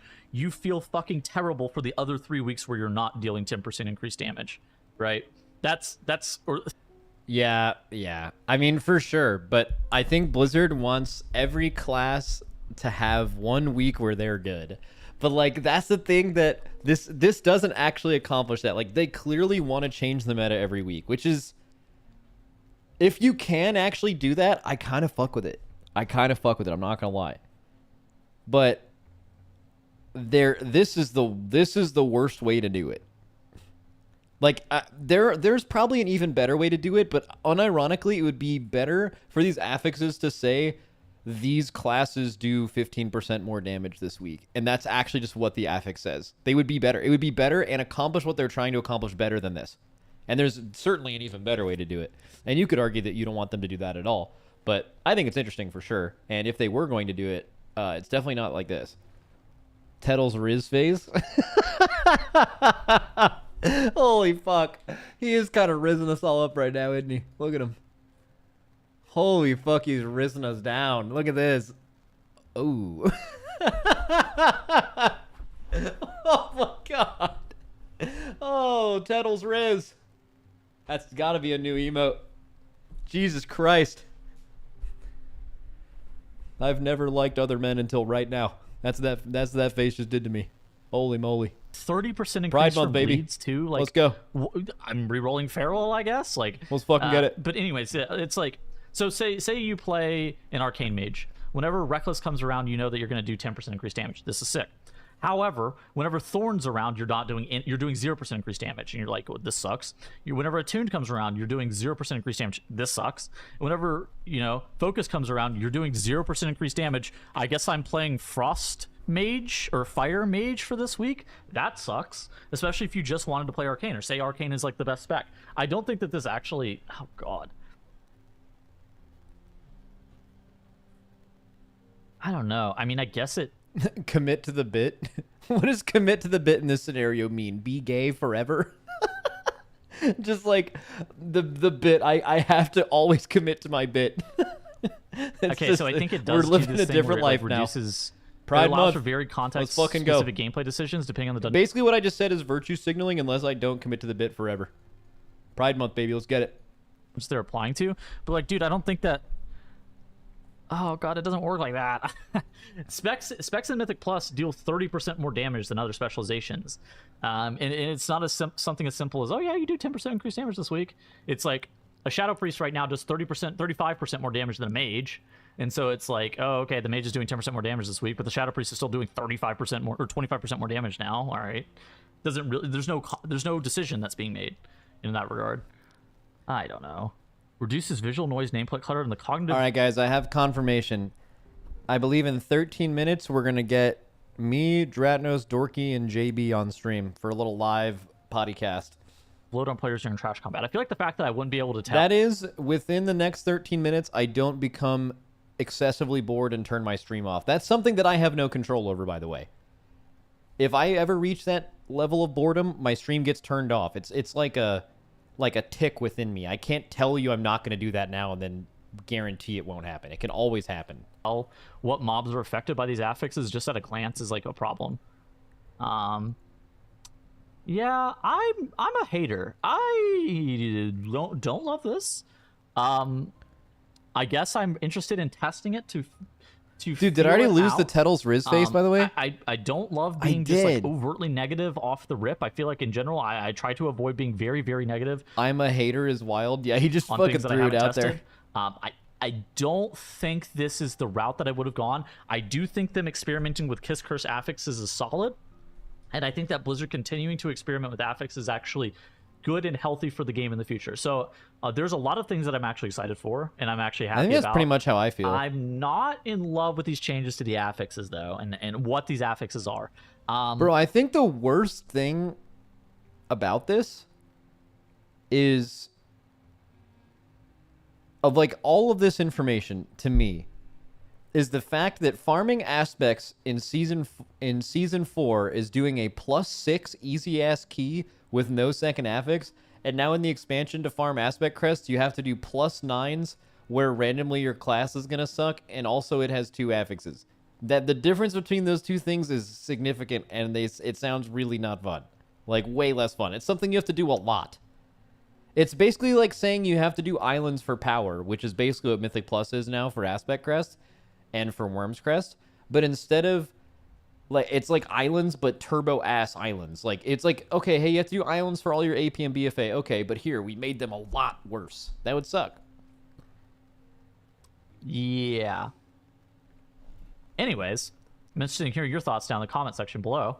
I'll be back after I'm able to test these and kind of give a bit more concrete thoughts.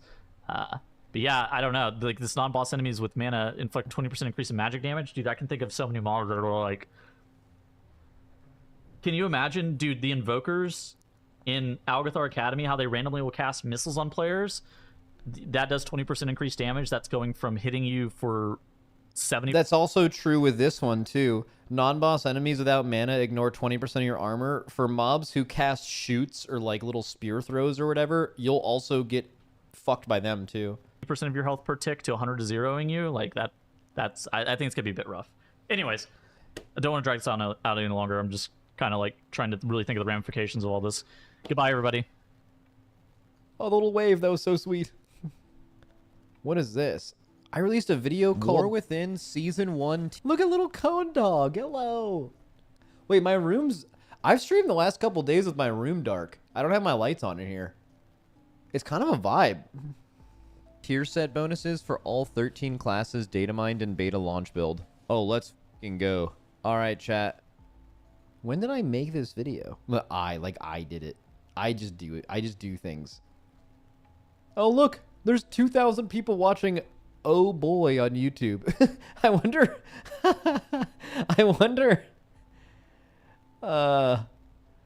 I wonder how many people just clicked on this just having no fucking clue what they were getting into. Oh boy. Oh boy. Dude, I can't wait to hear what JB has to say that can follow up. Wait, you're telling me in Wowheads... Wait, Wowhead did a tweet recap of the day and they didn't include the certified JB banger?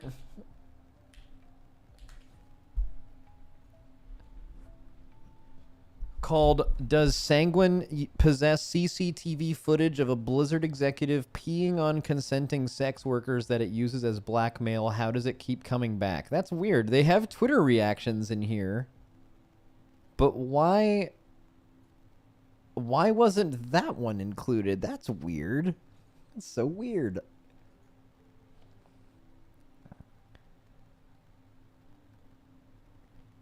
That's really weird. Wowhead is family friendly. Yeah. When my kid gets home from middle school, the first thing they do is they hop on Wowhead.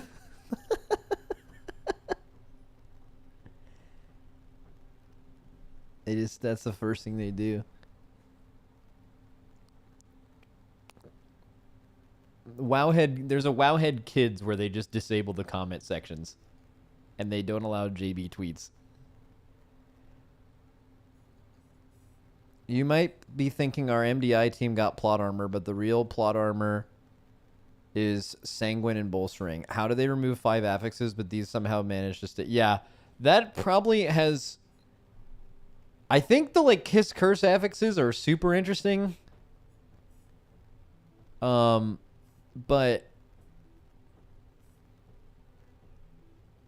they've been getting all of the stuff, but, like...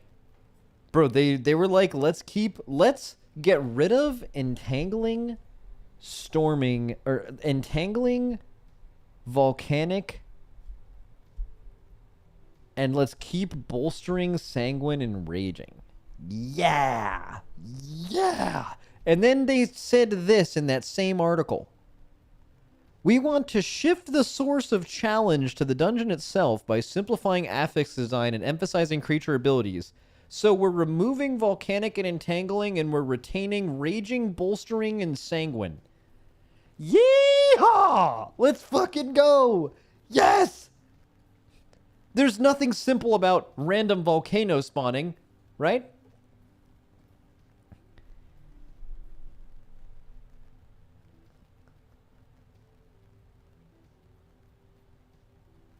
You should read Yoda's tweet. It's good. Okay. Like the Jedi?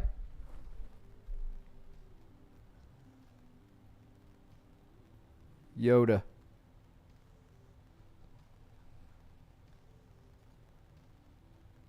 Where's Yoda? Yoda television? That one doesn't show up either. Yoda Ori. Yoda Ori. I found it. Is it just me, or is every feedback we ever gave about affixes is worse than ignored? It's reversed. That's what you wanted me to read?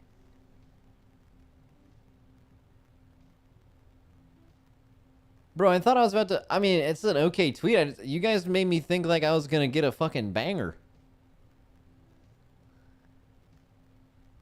That's a Twitch L. Twitch L. Twitch L. YouTube W. I was ready for a fucking banger. Bro, we just left JB's Twitter page. You can't link some vanilla-ass shit like that.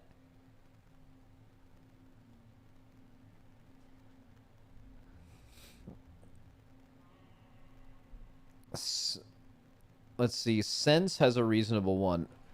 Okay. What's his tweeter?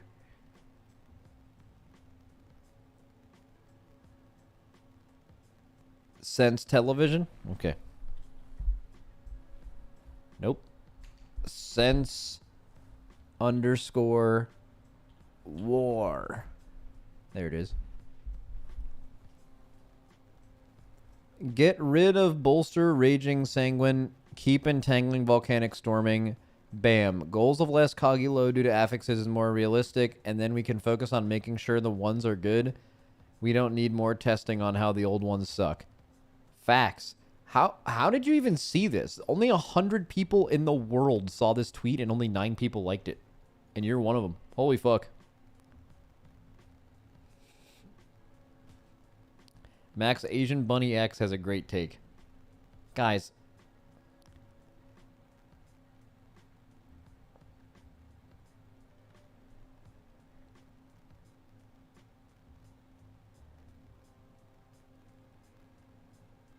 Come on. Dude, you know Twitch is weird when, like, I feel like I'm breaking a law by putting another Twitch stream on my channel, you know? Like, I feel like I'm doing something dirty and wrong and bad, and I should be punished for it.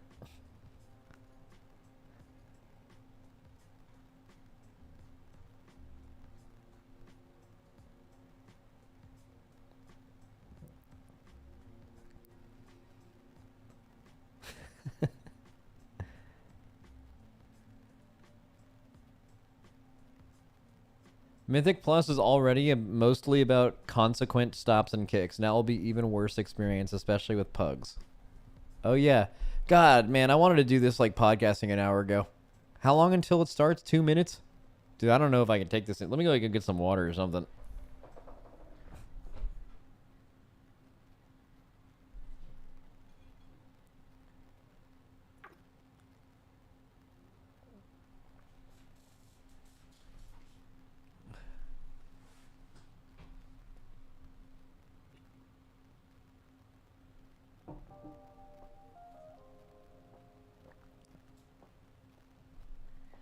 Max, are you sounding like a Zoomer? Bro, I've been built like this my whole life, bro. I've been ADHD as fuck long before these little dumbass kids were watching like 10-second Subway Surfer videos to keep their attention span. I'm like the OG Zoomer.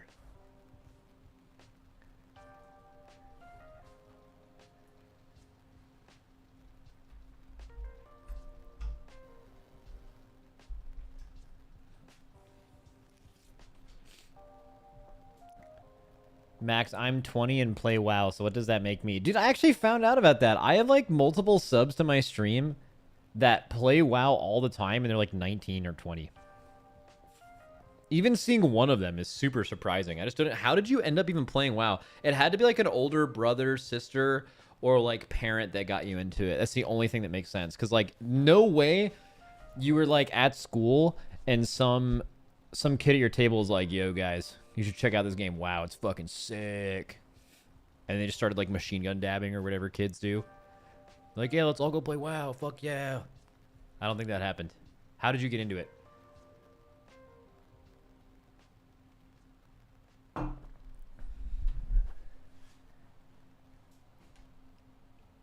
I'm 23. 2013 Twitch got me into WoW. You were watching 2013 Twitch when you were 12?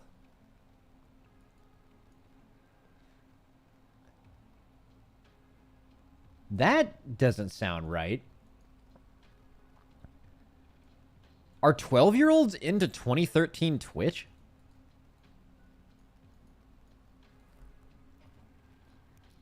That's really surprising, actually. I could kind of believe that. Like, Twitch didn't blow up for kids until Fortnite. But I think those were, like, a little bit younger kids. Those were, like 8+. I could see 12.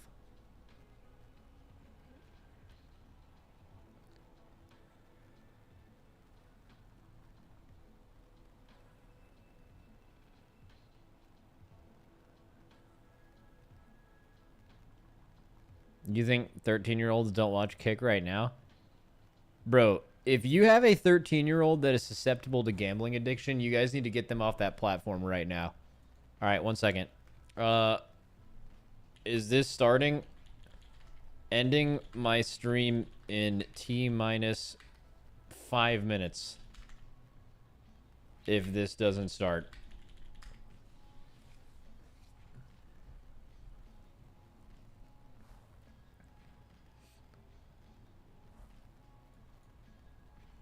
Okay, start now. At Dratnos at J.B.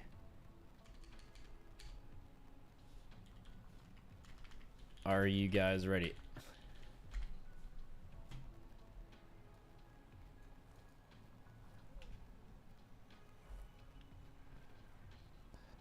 Oh, he's already in there. Let's go. Hello? Hello? Wait. Hello? Where's JB? He's not in this channel. Being old. This channel, that channel is... Frank made the server really bad. Wait, let's go this way. What? Wait, This why? is the better channel. Why do we have 3 different channels when all we ever use is one of them? That's What do you right. mean? No, these are specific. Ones were boring meetings, and ones were sitting around naked, and ones were the less important ones. Okay, why is there an important meetings and a less important meetings? It could just be called meetings, and all of them just go in there. Well, but some of them are not as important. Yeah. But okay, all right, all right. So let me get. So are we actually gonna like drop this on the potty feed? If we are gonna do that, then What does that mean? we should. Dradno should probably turn his camera on, and Frank should just use my VOD. I think. Isn't that what we used to do? Well, we could just do the same as usual, right? Well, What's- I what's can't. so I can't funny? turn on my camera in Discord because I am in a camera, or my camera's on Yeah. my OBS, which is attached to a different computer. So we just Complicated. rip the video from your Yeah, stream. I think so. I can Yeah. turn off my chat on screen, or I could have it. Maybe that's a maybe. I mean, actually, let's fuck around a little bit. So I can put my Dradnos. All we see is OBS. yeah, man. I'll fix that. Yeah. Good evening, gentlemen. Hello. Yo-ho. Yo, what up, JB? He didn't respect. How's He it has going, you Jeff? muted, by the way. Yeah, he has you muted. It's all good. Oh, What? whatever. Fuck him, anyways. No, it's a fucking exchange. I say hello, you say hello back. Oh, That's the end of the I exchange. thought you had me muted. Okay, that's cool. Hey, JB. I'm intentionally not responding to that, just so you're aware. Let's fucking go, JB. what? Stay hype. Yo, JB, you had a wild ass tweet today, by the way. I had a few wild ass tweets today. Yeah, I bet there's been mad wild tweets. I've been busy with practice. So I haven't been looking at what people have been saying, but god damn. Some shit Yeah. happened Well, today. we're about to find out. Okay, question. Do we Frank can tell us, because it's a special live potty seed, does he think having chat on screen for it over like JB No. or Dorky's avatars is a plus or just so. remove? Nah, screw chat. I mean, do they want to be part of the poddyc? What do we think? Do they deserve to be on it? Frank said remove all downloaded and post if needed. All right, see you, chat. Get fucking ruined, by the way. YouTube Yeah, L, dude, get him out of here, man. Twitch L. All right. Yeah, you guys can like riff for a second, but we are gonna do like an official opener for it, and then we'll get right into it. I gotta fill up my water though. Quick little water break. Water. Well, I could have done this while I was complaining about this not starting in time, but I'm doing That's it now. true. Yeah, you were complaining. You should go take a piss. What? What? Did you get a haircut, Dranos? No, I just haven't showered yet today. Oh. I woke up, came to play some Diablo. Woke up to good news, right? And then the affix post came out and I had to put on a shirt. It was terrible. That's the worst. Yeah.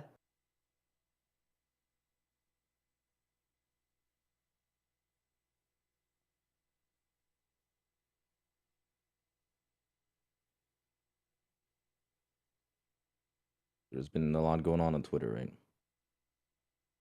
Yeah, people have got a lot of takes going.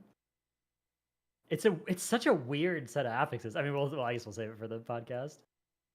Yeah. Yeah, definitely. Okay, you're good to go. Yeah. Slam it. Oh, that was a quick piss. What the fuck? No, Did you wash your I hands? didn't pee. No, he was getting water. I got water. Oh. Oh. That's why I thought it was weird when you said go piss. Oh. Yeah, Well, you're like, you gotta take your piss too, You're right? like reminding me. Make sure you go pee. All right. Yeah. Anyways, let's. Or I did like a little drive-by. All good. Just start the podcast. All right, emergency potty C time. It's episode 28, but it's an emergency. We've got new affixes. We've got some affixes going away. We've got some affixes getting added. Potty and surprise. We've got a special guest as well. We've got the one and only J.B joining us to discuss these affixes, known for, thought out, reasonable takes, non-inflammatory on all things, really help mellow out the podcast. I already said hi to these guys one time tonight. I'm not doing it again, just so you All guys right, are well, aware. yeah, well, screw you too, JB. I was about to say some very nice things about you too. I was about to say like, yeah, for those of you guys who don't know, JB's like, VOG M+ content creator, but you're just some old guy now who complains. Well, you did it. You did end up saying that. He is an OG. He's a multiple-time MDI competitor. He's an MDI land champion. He's one of the few teams to win an MDI, and he has been, I think, one of the most OG like Mythic Plus streamers and content creators and personalities. He was like the first person I watched. Yeah, everybody gets it. I'm old. Oh yeah. Oh, also there's an and Frank will put this in the YouTube video. He likes doing this. There is a WoW documentary of JB, like the Race to World First about Blood Legion, and there's like a cutaway of him. They do him really dirty. Like he's in a closet, his bathroom closet gaming, and he's got the worst posture of all time. And they zoom out little by little and they show the posture, and then you realize he's in a closet, and then you realize he's in a bathroom closet, and then it's like, holy crap. But he does look really young and spry in that though, so that was hype. A lot of hair, We're just too. making this podcast. You did have shut hair. up, JB. You did. He had a Yep. lot of hair. All right, cool. So nice little potty surprise from us today. We are here to talk to you about affixes because Blizzard has released a post that has left a bit of us confused. And I'll start with my initial confusion. I think everyone here, maybe not, but JB, were you in the like little alpha thing? Like you could play alpha for a few days? Yep. Okay. So did you go to either of those Q&As that they had for us? Okay. So we weren't supposed to refer to them, but then they were transcribed by some people, so I feel comfortable talking about them now. They were asked a question about affixes in both Q&As, and both times they were like, the key level changes we did in Season 4 are all we plan on doing for affixes in the War Within. Deliberately said this. They were like, we're not doing this. We're happy with affixes, or maybe not we're happy, but like, we don't plan on doing any major changes. And then they post this, which means they were either completely making that up then, because these are massive changes, right? Or that specific person didn't know. So I think they like kind of just made this up in like the last couple weeks. I think this is like a response to maybe people I think feeling they like, didn't know. you think they were doing this the whole time? Yeah, like I think those guys just like weren't aware of this level of change. Okay. I don't know. I think these affixes how do I put this nicely? I think one could have come up with these affixes in 25 minutes. With, Yeah. in Yeah, a that's what bad I document. think. I think they just YOLO'd them. I don't even really know where to start. What's your all's like initial before we like dig deep into like each specific part? Because I think there are two main parts. Like there's the kiss curse thing, right? And that's separate from like the affixes they decided to bring back. And they were like, let's keep affixes simple and more about the dungeons. Then they kept the most difficult and hard affixes and they got rid of all the simple ones. But what was your all's initial impression after reading this today? Well, so before this too, I just want to say like, Ion talked about this before. Mr. Ion has the Costas. I remember Ian, one of the right? interviews. Whatever, same shit.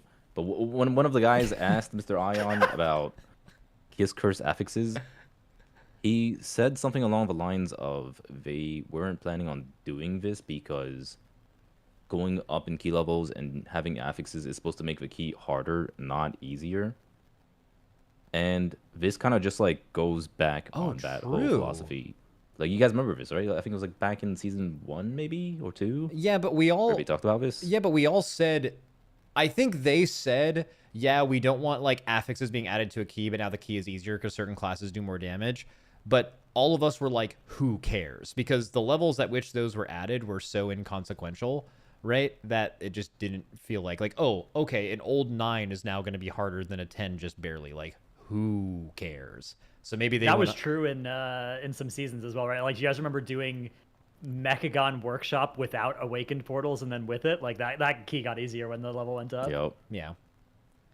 But you are right. I didn't think about that, Dorky. That's a good point. Yeah. Yeah, so it's like it's an interesting shift in philosophy or like how they approach affixes or M+ as a whole.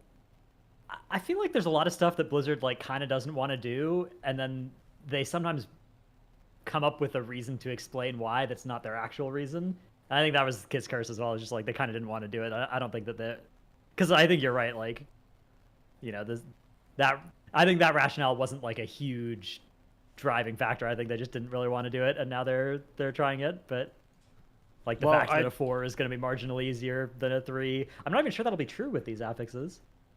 I do think it's a good point that this seems to run counter to every stated like intent that Blizzard has had with Mythic Plus. Ian did come out and say we intend affixes to make keys harder. That was the whole point of his statement, was like affixes are supposed to make keys more difficult. That's the whole point of affixes. And then we did on that Q&A we had, the guys that were talking about it said like, yeah, we have no intention to like cook with affixes. We like where that's at, and we're not planning on bringing back like seasonal affixes or anything like that. We're working on other stuff. And then we get this. And I truly believe Blizzard has no agenda when it comes to Mythic Plus. It just feels like they just shoot from the hip. That's so true. Seasons. Dude, and JB's so right. Yeah, I don't think they're lying to us or making stuff up. I just think I don't know that there's any particular direction that Mythic Plus has. It just seems to be driven by whim. And season to season, they're like, yeah, you guys think we should? Yeah, do let's do this. Let's try this. Which I actually don't think that's inherently a bad thing either. Like, to kind of do some experimenting with it. You know, Mythic Plus is now a system that is getting on 10 years old or something. Like, try something. Holy, 10 years? Has it really been that long? It's 8 or something, but it's getting close. It has been. Yeah, even 8 years feels crazy. I think that if you look in this post, I think the stated goals here are really admirable too. It's like, we want to shift the source of the challenge to the dungeon itself by simplifying affix design and emphasizing creature abilities. Great. Reduce visual noise, nameplate clutter, and coggy load. Great. I like that a lot. Yep. Allow for varied and context-specific gameplay decisions depending on the dungeon they're applied to. Also a great goal. I don't really see what these affixes are doing to do that, but that sounds like some good words, probably. So it sounds like good words for sure. I don't know, the affix. Like, I think that the goal is cool. These specific affixes just strike me as like weird, but maybe it's just fine. Like, I think you're going to be able to ignore these on a lot of weeks almost entirely, and they're replacing a row of affixes that you couldn't ignore on a lot of weeks. So I think that's going to make M+ better. I don't know. I mean, it's like, let's not get that part twisted. The affixes they kept are not good. Yeah. Well, so we're talking about two different things. Right. that's Like something we can obviously, do it would have too. been better if they'd replaced the level 7 affixes instead of the level 4 affixes. But either one of those is, I think, a dub if you're replacing one of those rows with like nothing burgers. Because now instead of 2 affixes from those categories, like we just have the 1, right? It's still better. Yeah, I think there's 2 distinct parts of this. I think there's like the broad philosophy change of like, hey, we want, and we'll get into whether they're actually going to accomplish this with these things, but they want the meta to be different every week of like what the best classes are for a dungeon. Now, obviously, Demon Hunter and AUG exist. Obviously, I don't think any of these would really change your tank selection. So, like, is that even happening is one thing. But they are removing a few things by doing this in general, and we can talk about the effectiveness of those changes in a second. But, like, I think definitely rest and piss to storming. It is great that is gone forever. Just like a small thing. Like, especially for tanks, Dorky, I know you always were like, this is so hard to... like Annoying as hell. Yeah, it like turns frontals around and stuff. Really, really annoying for melee. But one thing that I thought was interesting is you mentioned a stated goal they had. They were like, we want to simplify affixes, and we want the difficulty to be more in the hands of the dungeons. And something that I find weird is I think people already think dungeons are doing too much, but maybe they're not actually adding things to dungeons, even though they're taking affixes away here. Maybe they're just keeping it the same, and it's more of just a shift philosophically. And the other one is, it's crazy to say like we want to simplify affixes, we want affixes to like matter less, whatever, and have it be more about the dungeons, but then they're removing things like volcanic and what was the other, really entangling, right? But then they're keeping like really, really impactful, hard to deal with meta defining things like bolstering and sanguine and raging, don't right? say it. And they buffed how many weeks of the year are gonna have bolstering and sanguine, right? Every 'Cause week, those have gone from every single those week, have gone from 2 out of 5 to 2 out of 4. correct. The Every affixes single on that week row. will have raging, bolstering, This hurts so bad. sanguine, Stop. or Or bursting. Or bursting. no, You can play that one. he said stop. Just imagine an entire stop. season. We're just playing Raging Week, Bolstering Week, Sanguine Week, Raging Week, Bolstering Week. No, there's bursting weeks in there. He said Okay, to yeah, stop. in there. I didn't So you mention just wait bursting there, we can because play he once requested that every- I stop. You just Yeah. wait Okay, until go on. you wait until it's bursting plus your spec, damage buff week. That happens once out of every 20 weeks in the calendar, right? And then you play that week. Oh, that's so That's bad. like, poggers. I gave some thought to like what dictated which affixes they kept, and which ones they didn't, independent of like their stated goals. Because while their stated goals sounded nice, it was also like not specific at all. I feel like it didn't actually give any clear guidelines as to how they were getting rid of and keeping affixes or whatever. I feel like the affixes they got rid of were affixes that added mechanics to the dungeon. So Incorp, Afflicted require you to dispel or CC. Entangling required you to like break out of a thing. Storming required you to dodge. Spiteful required you to dodge stuff. The stuff they kept is all stuff that's like sort of passive. Like bolstering is not a new mechanic. Like you don't have to play any differently really. Like dodge stuff. It's just some mobs get beefier the longer they live. Same deal with bursting. Stuff dies. You need to heal it, but it doesn't add mechanically like something you're doing. It felt like what they kept was designed to be the more passive affixes that you didn't really have to like keep track of stuff in the game, mobs or mechanics going on. It was just stuff that happens when things die or whatnot. Unfortunately, it turns out that those are some of the most cancerous affixes in the game. They are by far the worst. I think you're right. Yeah, like they took out all the ones that have animations, right? And they just left the ones that basically don't. Like, I mean, I guess bursting plays a little thing when something dies, but for the most part, those you could forget about, right? Or you could not see them. Whereas entangling is like a big green circle. Incorp, Spiteful, Storming, Afflicted are all like things that spawn in the dungeon. And they've lobbed those, so Yeah, that part makes sense. yeah. Do you guys think that... So I stated this already, where like they introduced those new level 4 affixes, and they did it with the intention of changing the meta every week. Do you guys actually, regardless of whether that will actually happen or not, do you think that's their intention, or do you think it's more along the lines of what Dratno says, where they're just kind of going to be less impactful than what old level 4s used to be? I feel like this is just gatekeeping rather than, because like it would have been fine if they kept the part where it's like, oh, these mobs now have reduced armor or take increased damage from X elemental damage, but the fact that they also shit on people who like the one with that where it reflects the physical damage dealers, right? Like, why have that specifically for physical damage dealers? It's just like a straight up fuck you to those types of classes. I think the thing that Blizzard is targeting with these new affixes is pugging specifically. And when we talk about the meta sort of manifests itself in two ways. You have the like rank 1 pushers who the meta is the only thing they play. Like they try to figure out the meta and then play those specs, and then that trickles down.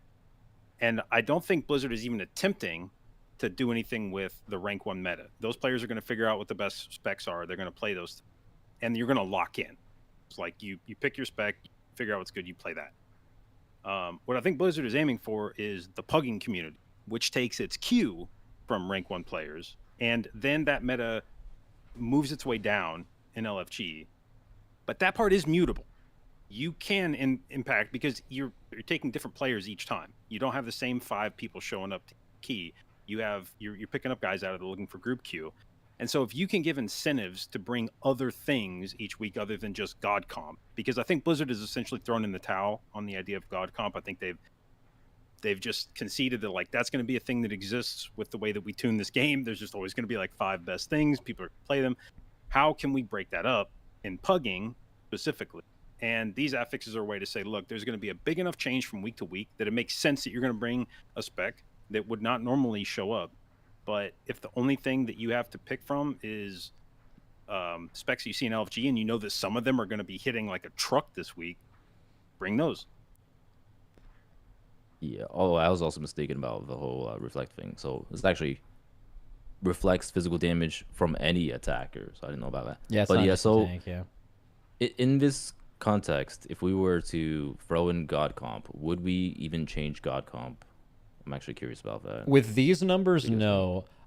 So it's really interesting when I looked at it. It was like, okay, if their intention is to like give certain classes like a week to shine, I guess, right? Kind of like what you said. I don't think this is going to change that. So obviously Demon Hunter does every damage type. Og can just buff the 2 things that you bring that are good that week. So like 2 DPS spots maybe don't change. I don't think any of them make you want to bring a different tank or a healer, right? So 4 out of the 5 things wouldn't change with current game design, so it'd be a 5th one. I almost wonder why they didn't even just do what they mean to do, which is just make each affix say like, hey, warriors do 15% increased damage this week, and so do rogues, and because that's what I think they're trying to do. But Yeah. that does give that, yeah. But like they're not actually accomplishing it. So like I don't know. What's up, Jonas? They Also, should put the tier set names on each of the weeks and just buff those specs. Yeah. I think the fact that it's only trash enemies either with or without a mana bar. Like, first of all, those two aren't equal, right? There are way more enemies without mana bars than with mana bars, usually in dungeons. There are a lot of pulls that don't include any mana bars, so you'd be getting full value there. But, you know, there are only a few pulls that have, like, multiple mana bar havers. So that's, like, a weird discrepancy between them. But also, like, I don't know, like, you're talking about doing 10% more shadow damage to a specific subset of mobs. Like, is that ever changing your decision? If that's ever changing your decision enough to tip like a spec over the edge, then it would mean you're never bringing it on the other weeks where they're not getting that buff and somebody else is, right? So like, I don't know. I mean, maybe it's weird. Like, I think you're right that the pug psychology thing is probably the biggest possible upside here. Is like, it's not that it would actually be rational to do anything based on these affixes. It's your hope that you're kind of getting into pug group leaders' heads and getting them to like stop being such jerks and actually invite some random person that's playing an off-meta spec, and maybe it'll have that desired effect, but it certainly won't be through the pathway of it being like the right way to time the key. Yeah. Also, Let's also take a look at the negative effects of some of these. Some of them are awful.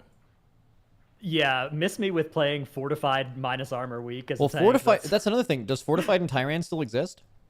Yeah, Yeah, they said yeah. at the bottom of this post that hang on, let me find the It text. seemed kind of up in the air to me. we're still it's plus experimenting 2. with how fortified. So under the words tyrannical and fortified, they said we're still experimenting with how these affixes fit in with our updates. So I guess maybe they are open to lobbing them, but as of this build, they're still in. Okay. Yeah, like over here it says +2 is still fortified and tyrant. Yeah. So I don't know. So But yeah, like for this focused one. Oh yeah, go ahead, Max. well, I was gonna kind of diverge a little bit. I want you to finish your thought. Okay, yeah, like this focused one, non-boss enemies with mana have 30% increased haste. Why don't we just call this like the Tindril affix, where mobs just become Tindril and just start machine gunning mechanics? Well, at you also, guys? like, I find that really weird because, like, the whole non-boss enemies or whatever, that's also harder to control. Like, because, like, yeah, you can, like, silence an enemy with a mana bar and they effectively do nothing to you, right? Like, them having the haste, like, doesn't... I guess the haste affects their melee speed as well, I guess. So, like, silencing them would still make them hit you harder. You know, there are some mobs well, like but that. then it's Raging Weak, and then suddenly it's Despair. Which it's, by the way, it's Raging Week 1 out of 4 weeks, so 25% of the time. But then, I don't know, you have... The other one is, like, you're just going to get absolutely pissed on as a tank. Like, the 20% less armor, and then it's affecting, like, Yeah, that is in bolstering too, at 90% fortified. of mobs. Where, like, if a mob has 30% extra haste, that also increases the need for stops. And while something that like, we've talked about a lot of Mythic Plus is, like, we want less stops in dungeons. We want stops to matter. It's a chicken before the egg thing, right? Like, why do stops matter so much now? Because there's so many mechanics on things. Well, why do you think there's so many mechanics in dungeons? It's to make all the stops in the game that you have access to make sense and have the reason to use them, right? So I just wonder how that's going to work, because, like, imagine, like, being a DH where you're in a heavy caster pull and they have 30% haste versus being like a warrior, like, you're just fucking dead, right? Like, I don't know, that seems like such a weird thing to play around. But what I wanted to ask you guys, by the way, was... Okay, I saw a tweet earlier and it's been living in my head. What do you guys think Blizzard... What kind of a reaction do you think Blizzard expected when they posted this today? If you're a dungeon change maker, do you expect this to go live and you're, like, gritting your teeth, bracing for impact? Or are you like, people are going to like these changes? I think they think people like these changes. It's like when Goku says, "You're gonna love this one." I think the person who's responsible for these changes doesn't read anything about the community's reaction to Mythic Plus. That's what I think. I think there's two options. There's either Blizzard thinks that us getting bursting, bolstering, raging, and sanguine back instead of the affixes that don't do anything is a good thing. Or they think that we don't think that's a good thing, and they think that they're right and we just don't know any better. Which, there are times where you're making games and the gamers genuinely don't know what they want, and, you know, a lot of great games are made that way, right? There's obviously a history of WoW of us saying we want them to do things, and that, like, obviously covenants and just everything where it's like, hey, please don't do this, and they're like, no, you don't get it, you actually will like this, and we're like, no, and then we didn't, right? But, like, I wonder which one that is in this scenario. I wonder if because they're both kind of bad in a way, I think. One is they think that we like this, and I think everyone at all key levels likes affixes the closer they get to not interacting with you at all, which is actually, interestingly, alongside their stated design goals. And then or is it this scenario where they think they know better than we do? And I just don't know which one it is. I will say, just sort of piggybacking off that, one thing about this that I guess maybe is I find most frustrating is we just had a fucking season 4 that was a throwaway season where you could have done all of this shit, and then in an environment where people would have, like, welcomed it. If it seemed weird, you would have been like, well, okay, but that's the point of season 4, you're supposed to try out weird shit. But they didn't have this planned, right? Yeah, I'm saying, that though, does is like, further add support for the idea that this was like a new idea. Yep. like this if they'd have just done this, if they'd have brought this energy to season 4, this could have been their, like, free pass. Could have done whatever you wanted. People would have been like, oh, it's season 4, that's the whole point of season 4. And then you could have had like, you could have ironed all this out and then brought in the like actually good stuff. This, you know, you separated the wheat from the chaff, and then at the beginning of War Within, you've got, like, fully cooked stuff. Yeah. I think the most optimistic take is, like, the stated design goals are good. We like that. there's been a lot of times in WoW's history where the stated design goals are bad and stupid, like they were with Covenants or whatever, and that's a much harder fight to win than when you agree on the goal and you just disagree on whether their design is gonna, actually accomplish the goal that they want. And it is still like beta, right? So like, I think the best possible case here is like, this is a new idea. This is the cook they had for it last Thursday. And over the course of the next few weeks of beta, they can make some good changes to like, all right, we'll bring back in entangling and we'll replace bolstering or whatever. And, we'll change this. We're divorcing from the idea that the level 7 row has to like be all on death affixes. And now we're going to do some community favorite low impact affixes there, and we're tweaking these level 4 passive affixes to be slightly less problematic in exactly how they're implemented, and bang, great season available. But definitely if they're just lobbing this and then gonna forget it, I think it is a shame, because I agree that a season 4 would have been a alternative to beta for testing these things. It was being encouraged as an option going into season 4. It's like, this is the season. I mean, we have proof too. Like, there were a lot of things they tried in season 4 of Shadowlands, successful to you or not, that patch, but like, there were things that they tried that they applied to the game and made sense. You didn't know that you wanted, like, you didn't know exactly what you wanted in the game, but then you saw Dinars and you're like, that's it. That's the thing, a little bit of that we need in the patch. Like, even just seeing it, if it worked or if it didn't work, where it's like, you get ideas for how to make the base game better. And I feel like they just didn't do quite enough of that. In fact, one change that I think that I also want your all's take on is farming Mythic Plus dungeons for Aspect Crest, especially if you're starting late, kind of feels like doing islands in BFA. It's just like the thing you have to do to get this resource that you need. And in Season 4, you are doing 1 affix keys at a level 6. And now going into the War Within, to farm Aspect Crest, you're going to have to do 3 10% multiplicatively scaled keys higher than that. And also you will have 2 affixes, correct? Wasn't that change also announced? That's 4 and 7s instead of 10s for the second affix. And I just wonder what kind of impact that will have on a lot of players.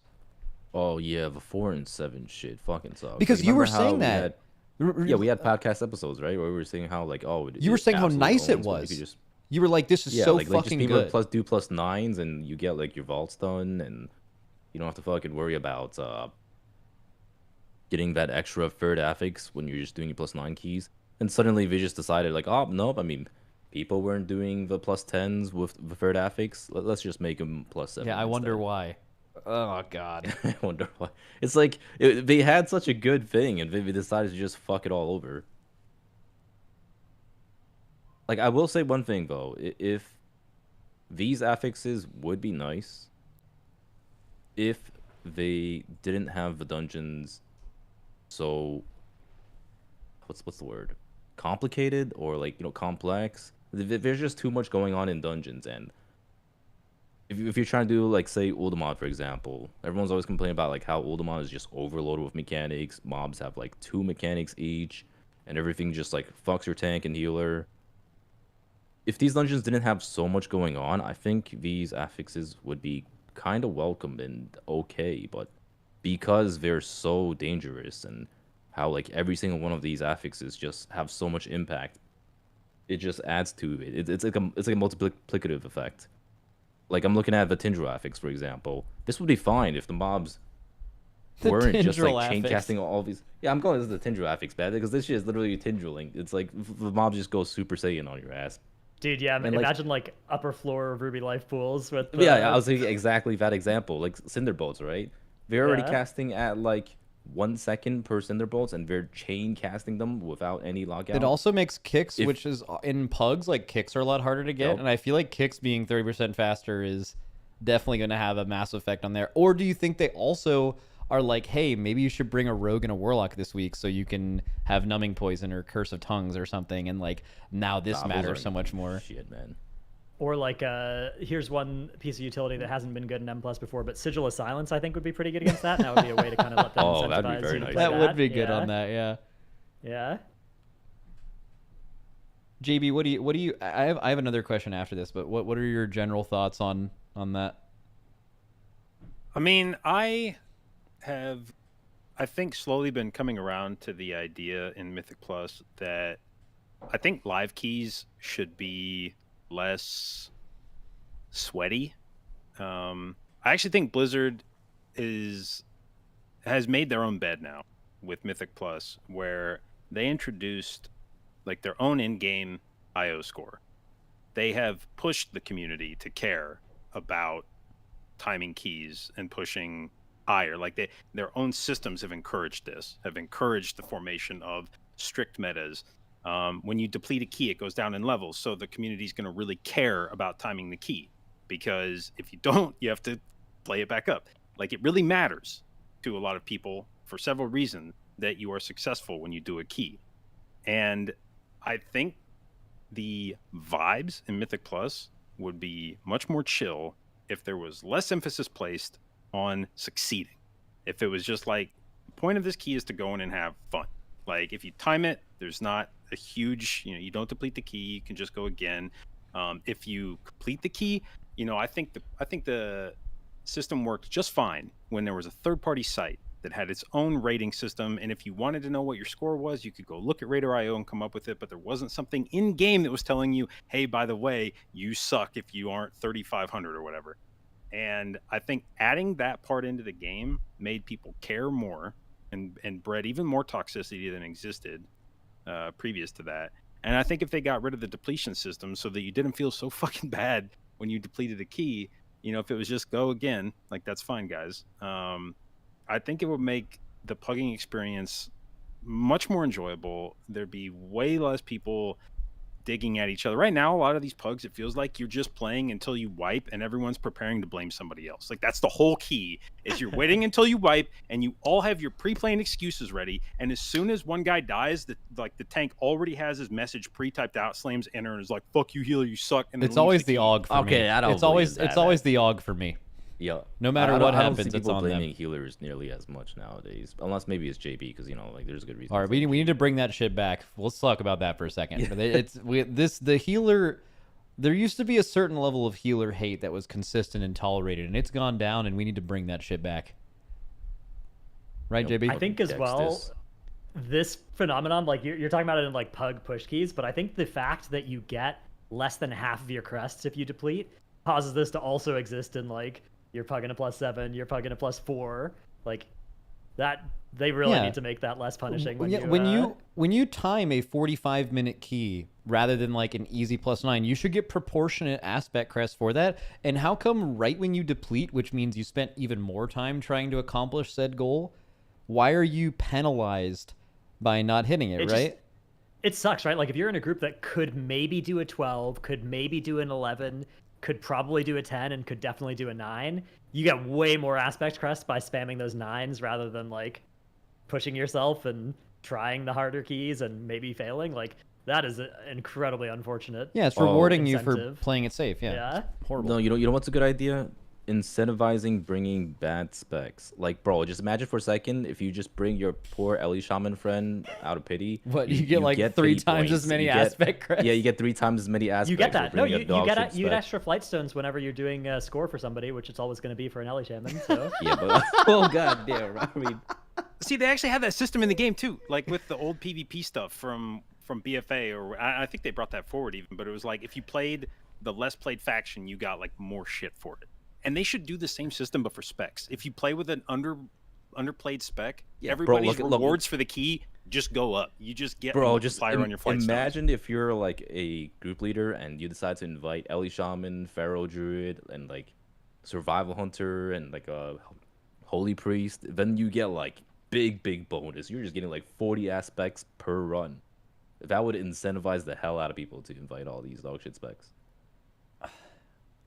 I have something else for you, but I did just read a YouTube comment that I want to share with you. This guy says, us Augs accept the hate, and we will still buff you and save you from one-shots. We take on the sins and hate. So a very, very good message from the Aug representative there.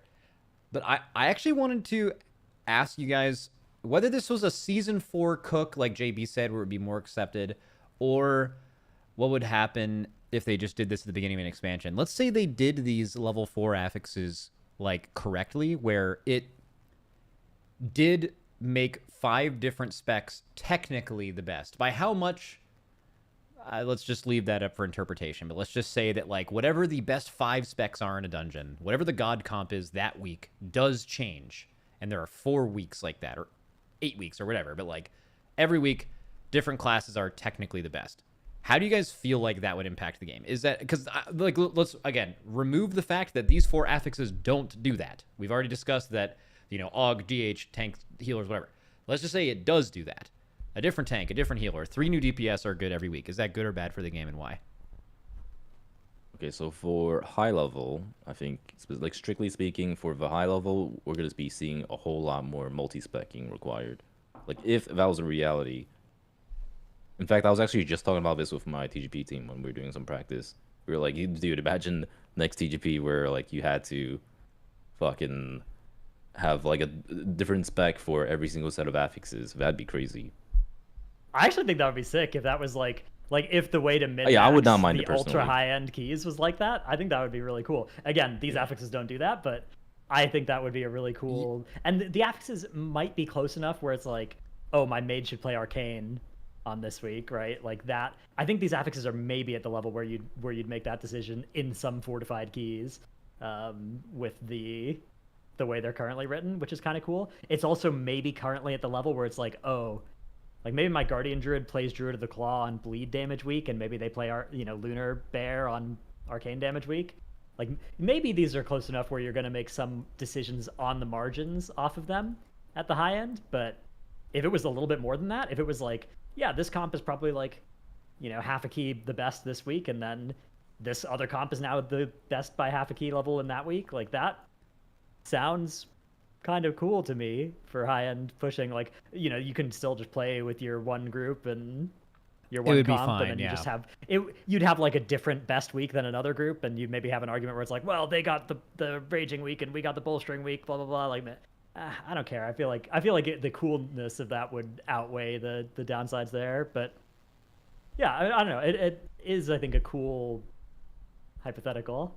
Well, it depends on how much too, right? So like, Yeah, I think if it's more than like half a key level, we got a problem. yeah, exactly. Because like I see a lot of people in chat kind of being like, no, because then there's like 3 weeks where you can't play. Well, it's like, well, you could absolutely play, right? If it's done correctly. I think if it's like, oh, well, warriors do 30% more damage this week, it's okay. You can't compete with a 30% damage increase. If it's done to a level to where, that class is slightly technically better, those classes would feel, because like there's 2 dueling things. It's the feeling of, well, I can only Mythic plus 1 out of every 4 weeks, which is bad, versus the, well, at least my spec gets 1 week now where there's a, 35 out of 39 chance, or 34 out of 39 chance that I won't get invited any week right now, right? So it's like it spreads it out. Like, that's the dueling philosophies you have.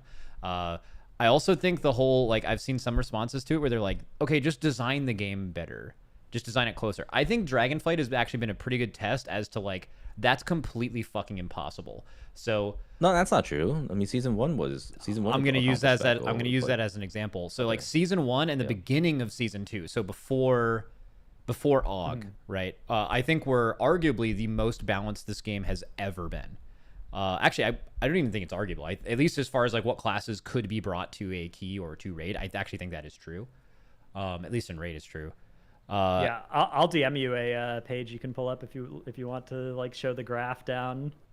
What is How this? beautiful it is in season 1, the Mythic stats site. It's gonna be kind of hard to show, but what is? And this is set to season 1. If you scroll all the way down, you'll find season 1. You can see where AUG gets It added gets to the worse game. and worse. It's pretty incredible. This is God, it was beautiful. in either season one. something Look is how wrong green with it the is. formatting of this, or I'm like extremely stupid. So how green it is shows like how. Oh, yeah. It's like if you scroll all the way down to the bottom. Let me see. Dude, something post here it is in, my format Oh, is yeah, this is wrong. This is You have like a dark mode thing that's breaking it or something. Yeah. Oh, let's see. And also my camera's huge. I can fix that though. Oh my god. Yep, dark mode thing's breaking it. It's fucking hallelujah. That is. Let me move my camera down. Look at the colors here on in season 1, and see if you can see where AUG gets added to the game up in season 2. So Dragonflight season 1, you can see the classes that are what exactly is this used to depict? It's the This top. is like the top runs, so it's not great for. I mean, it does correlate pretty well with like +10s and stuff as well, +15s, but it is looking at the top like 2,000 runs, I think, of each week. Yeah, so Yeah, just look at the right and how green it is. Green indicates that green it's good. like, diverse. And then it's like Yeah, Og and gets red added to the game, indicates it's- and then look at this. Yeah. Yeah. Just only one tank, only one healer, exactly 3 DPS specs. And then ever But the since thing then, is, you it's can't just been blame worse than that. Og, because like, Yes, you can. well, no though. I mean, even if Og didn't exist, it would still be that fucked. It would still be that fucked, except for the 5th spot It would in just the be a group. different DPS. Yeah, Yeah. exactly. Or even if you split Og into, let's just say, in the most favorable scenario, an equal representation of every other DPS spec in the game, it would still be 10 times worse than anything else, right? Right. So yeah, you can definitely see that. But my thing is like, I think even when the game is as balanced as it could possibly be, which you would argue in this expansion, there still is like classes people gravitate towards, and like there is a theoretical like best group. That's true in season 1. It's true in season 2 with God Comp. The like how much better it is in the second thing a lot of times doesn't even matter. I remember some seasons you would do the MDI, which is like completely unrelatable to like live keys, and you would see the MDI actually shift people's perception as to what like classes people would invite to dungeons, right? Like there's just like a thing that people see and then they hear about and they're like, oh, we got to invite this thing. And like even when the game is more balanced and the difference between first and second of like comps is different, you still see people gravitate towards getting the best thing. And I don't think I that's disagree with that entirely true. Yeah, I wholeheartedly. kind of disagree. Yeah, Okay. because like I think the best examples right now is Red Paladin. Red Paladin is not a good spec, but it's extremely popular in pugs, and people just love Red Paladins. Red's And then we a look at like fine season spec, 1, for example. right? What Yeah, do you but mean? it's not the best. It is not. It is nowhere near fine. Red is garbage. Like, I'm sorry, but like, if you think Red is good right now compared to the good specs, like if you compare a Red to Shadow Priest or Mage or Og, it is fucking night and day. I'm talking like I would not invite a Red Paladin whatsoever. But I'm just talking strictly like fucking meta focused, God comp, playing at the highest level. Like that's what I'm talking about, right? But obviously for pugs, in the pug scenario, Red is amazing. It's so tanky. It does a lot of damage. It brings crazy good utility. It brings battle res. Like it just goes to show that like people at the lower level don't necessarily care as much about what like fucking pops off in MDI or whatever. Because like you look at MDI too, right? Like there was a season where Feral was good. Nobody played Feral in pugs. Like nobody batted an eye in Feral. Like remember season 1, everyone was playing Feral in MDI. Well, not always So- MDI. I'm referring more to like the Windwalker and like the like triple rogue, triple hunter seasons back in BFA. Well, but those were OP though. Like those were straight up OP. So like it Feral made also sense was that so people- close to Moonkin, and I think Moonkin lended itself more towards high key things to where like, oh, I'm not just gonna spec Feral and get Feral trinkets and go Feral. Like Moonkin is close enough, kind of thing. So I think you guys have two different like categories you're talking about. One is there's just some specs that do better in MDI versus like live, and also in pugs versus pre-planned stuff. Like Ret's great because you can just press your CDs on CD and you're never, bad. Whereas Mage, you fire off an SKB and then your tank pulls something you weren't expecting or something. It's like it's over for you, right? You're very sad. Yeah. So I think that's part of it, but I think that there are definitely seasons. Like I think Dragonflight season 1, if you were playing any of those top 12 DPS specs, you could reasonably get invited to stuff because people kind of knew like, yeah, these are all good, right? Like these are fine. They see you blasting in them. Are there some group leaders that have watched, not even necessarily MDI, but they've watched like TTV Dorky and they're like, I gotta copy this comp. I'm inviting exactly Dorky's comp, right? And like, I'm only playing that one. Like, yeah, there are always going to be idiots, right? But those people are idiots in season 1. In season 2, they're enlightened geniuses because they're only inviting the God comp and they're going to have like 3 levels easier keys as a result. And I think I think that is a very important variable for Blizzard to balance. Like if Blizzard keeps it such that the best specs are only half a key level better than the middle of the pack, then some pug leaders are going to be stupid, sure. But the majority of them, I think, are going to be chill and are going to be, if they're finding success with everything, then they'll invite everything. I think you see an overrepresentation of those people in Twitch chats when you bring stuff like this up, because a lot of people like scapegoat that as the reason they never get invited to keys, right? Certainly true. Yeah, And because if not you're just Twitch chat as well, like YouTube comments are huge. yeah, full because of people for this, in yeah. my chat at least will always be like, oh, what do you mean people in 15s don't only invite the meta? Of course they do, which is like kind of the argument I was making, but you guys are saying that happens actually way less. It's just that gets scapegoated a lot.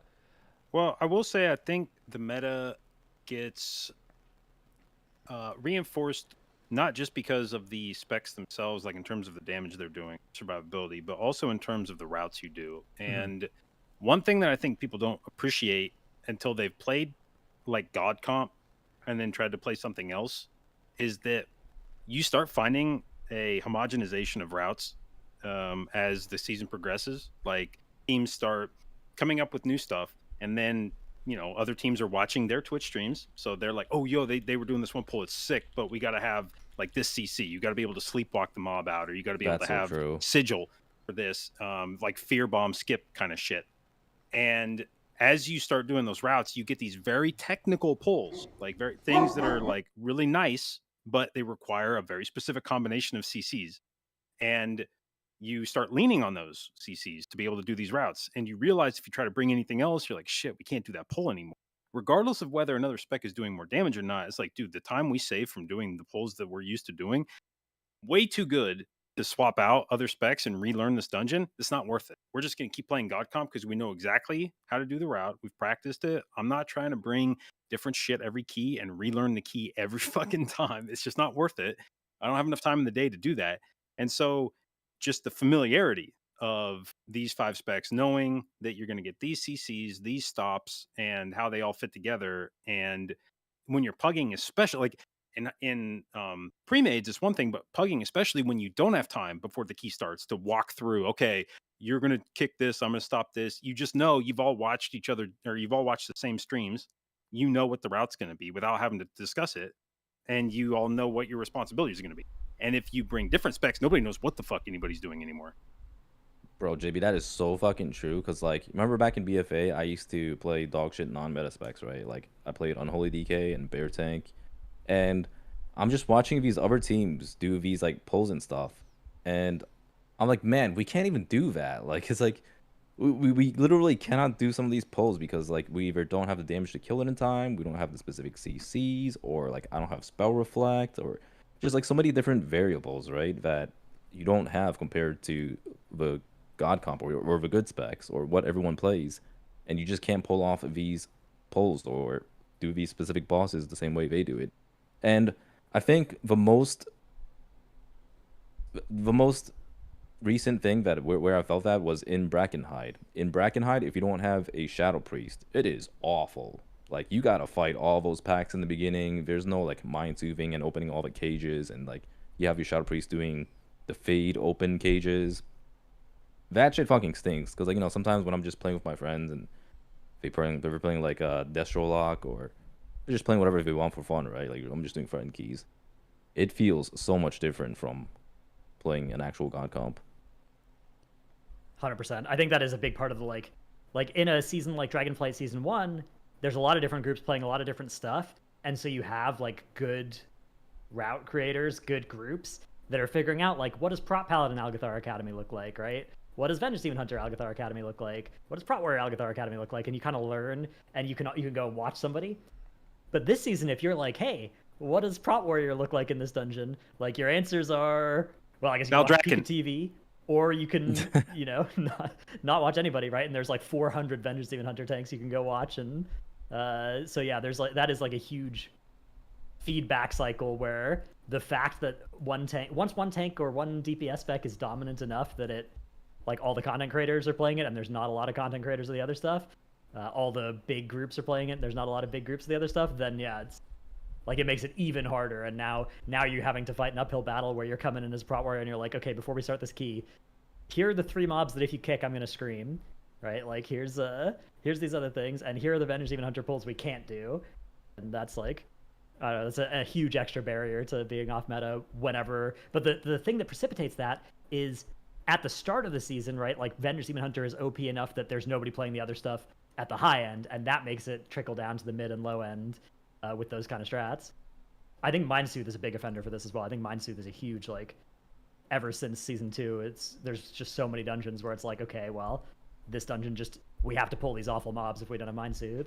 It's even more than what Rogue, like, I feel like that's what Shroud used to be. Yeah, 100%. And now it's just like better Shroud. Yeah, that's an issue. I have a question for all of you guys. I want to start with JB. So we're going to focus on both parts of this, the new Kiss Curse things and then also the affixes they decided to bring back. But I want you guys to be armchair developers with me for a second. And maybe this you can take some time to think too if any of you guys feel like you want to go first. What would you, in regards to the Kiss Curse affixes, JB, do you think there's something there? Do you think they continue cooking with that? If so, in what direction would you put it? Or do you think that it's just not good? And then in the case where it's not good, do we drop down to one affix on keys? Are we a no affix enjoyer? Like, where do you think the game should go for Mythic Plus in regards to like the new +4 affixes they just announced today? Okay, I would like to begin the thought first with an aside and say that I've noticed, I've watched your camera here for the last few minutes. You have a relationship with your microphone that's unlike anything I've ever seen before. Yes. You're familiar with it in a way that's profound. So, and do you want to know why? So sure, yeah. So specifically, this live poddyc where we are not taking Dratnos' perspective, we are taking mine. I have a grounding issue with my mic, and if I don't hold it, there's a audible static the entire episode. So I have to hold it with at least something at all times, or else you will just hear this really annoying background static, and I don't want Frank to yell at me. So How's You there rub no your face on handling it. noise? what's up? I'm surprised there's no like handling noise of usually like normally if I'm like moving my shit around, I'm sure you can like hear shit, right? I don't know. Not really. It just Okay, yeah. maybe not. Yeah. Most mics, like, you can't really hear. How about this? If I'm moving this, can you guys hear while I'm doing that? Yeah. No. Yeah, I guess okay. depends on No? Oh, mine's squeaking like a motherfucker. I don't know. It doesn't make any sound. But yeah, I do. I am very close with my mic. But what about the Mythic Plus question, Mr. Yeah, so Mr. JB? armchair developer. Well, first I'd like to preface by saying that I recognize that a lot of times my opinions do not hold a lot of sway with the broader community. Things that I would like to see from Mythic Plus oftentimes are not popular with the masses, so That's I called recognize based. that. I recognize that, and I will say that so that people in chat don't get really pissed and think that I am actually suggesting that these things happen, because I know that the things I would like to see are not necessarily the most popular. JB's about to rip a hot one. Personally, I'd like them to delete affixes, at least for a season, just see how that feels. Wait, how? Okay, that's that not is- a hot that take. is What the fuck? most- It's not, it's not a hot take. I'm just saying I Alright, know that there are a lot of okay. people that would not necessarily think that that's good. I'd like to see them delete affix. If they don't delete affixes and they want to go with something that's not, or they want to go with affixes, I would prefer just kiss, no curse. There's a reason it's called curse. I know Ian, when he said his thing about like affixes are supposed to make the keys harder, and it's like, okay, but like let's imagine a universe where they didn't. Let's imagine a universe where affixes were invented to make the keys more fun, not shittier. There's not a single affix on keys right now that you look forward to for the sake of that affix. There are weeks you look forward to because they're easier, less of a pain in the ass. But it's every week is basically like being asked, do you want to get punched like in the face or the balls? And it's like, I really don't want to get punched in the face, but I guess it beats getting punched in the balls. So like face punch week, let's go. And imagine if there was a week where you didn't get punched in any fucking part of your body at all. And that's what I'm advocating for, is like, I don't want to have to pick between getting punched in the face or the balls. I want to not get That's punched basically at all. doing M plus. Yeah, You're and just getting punished the entire time.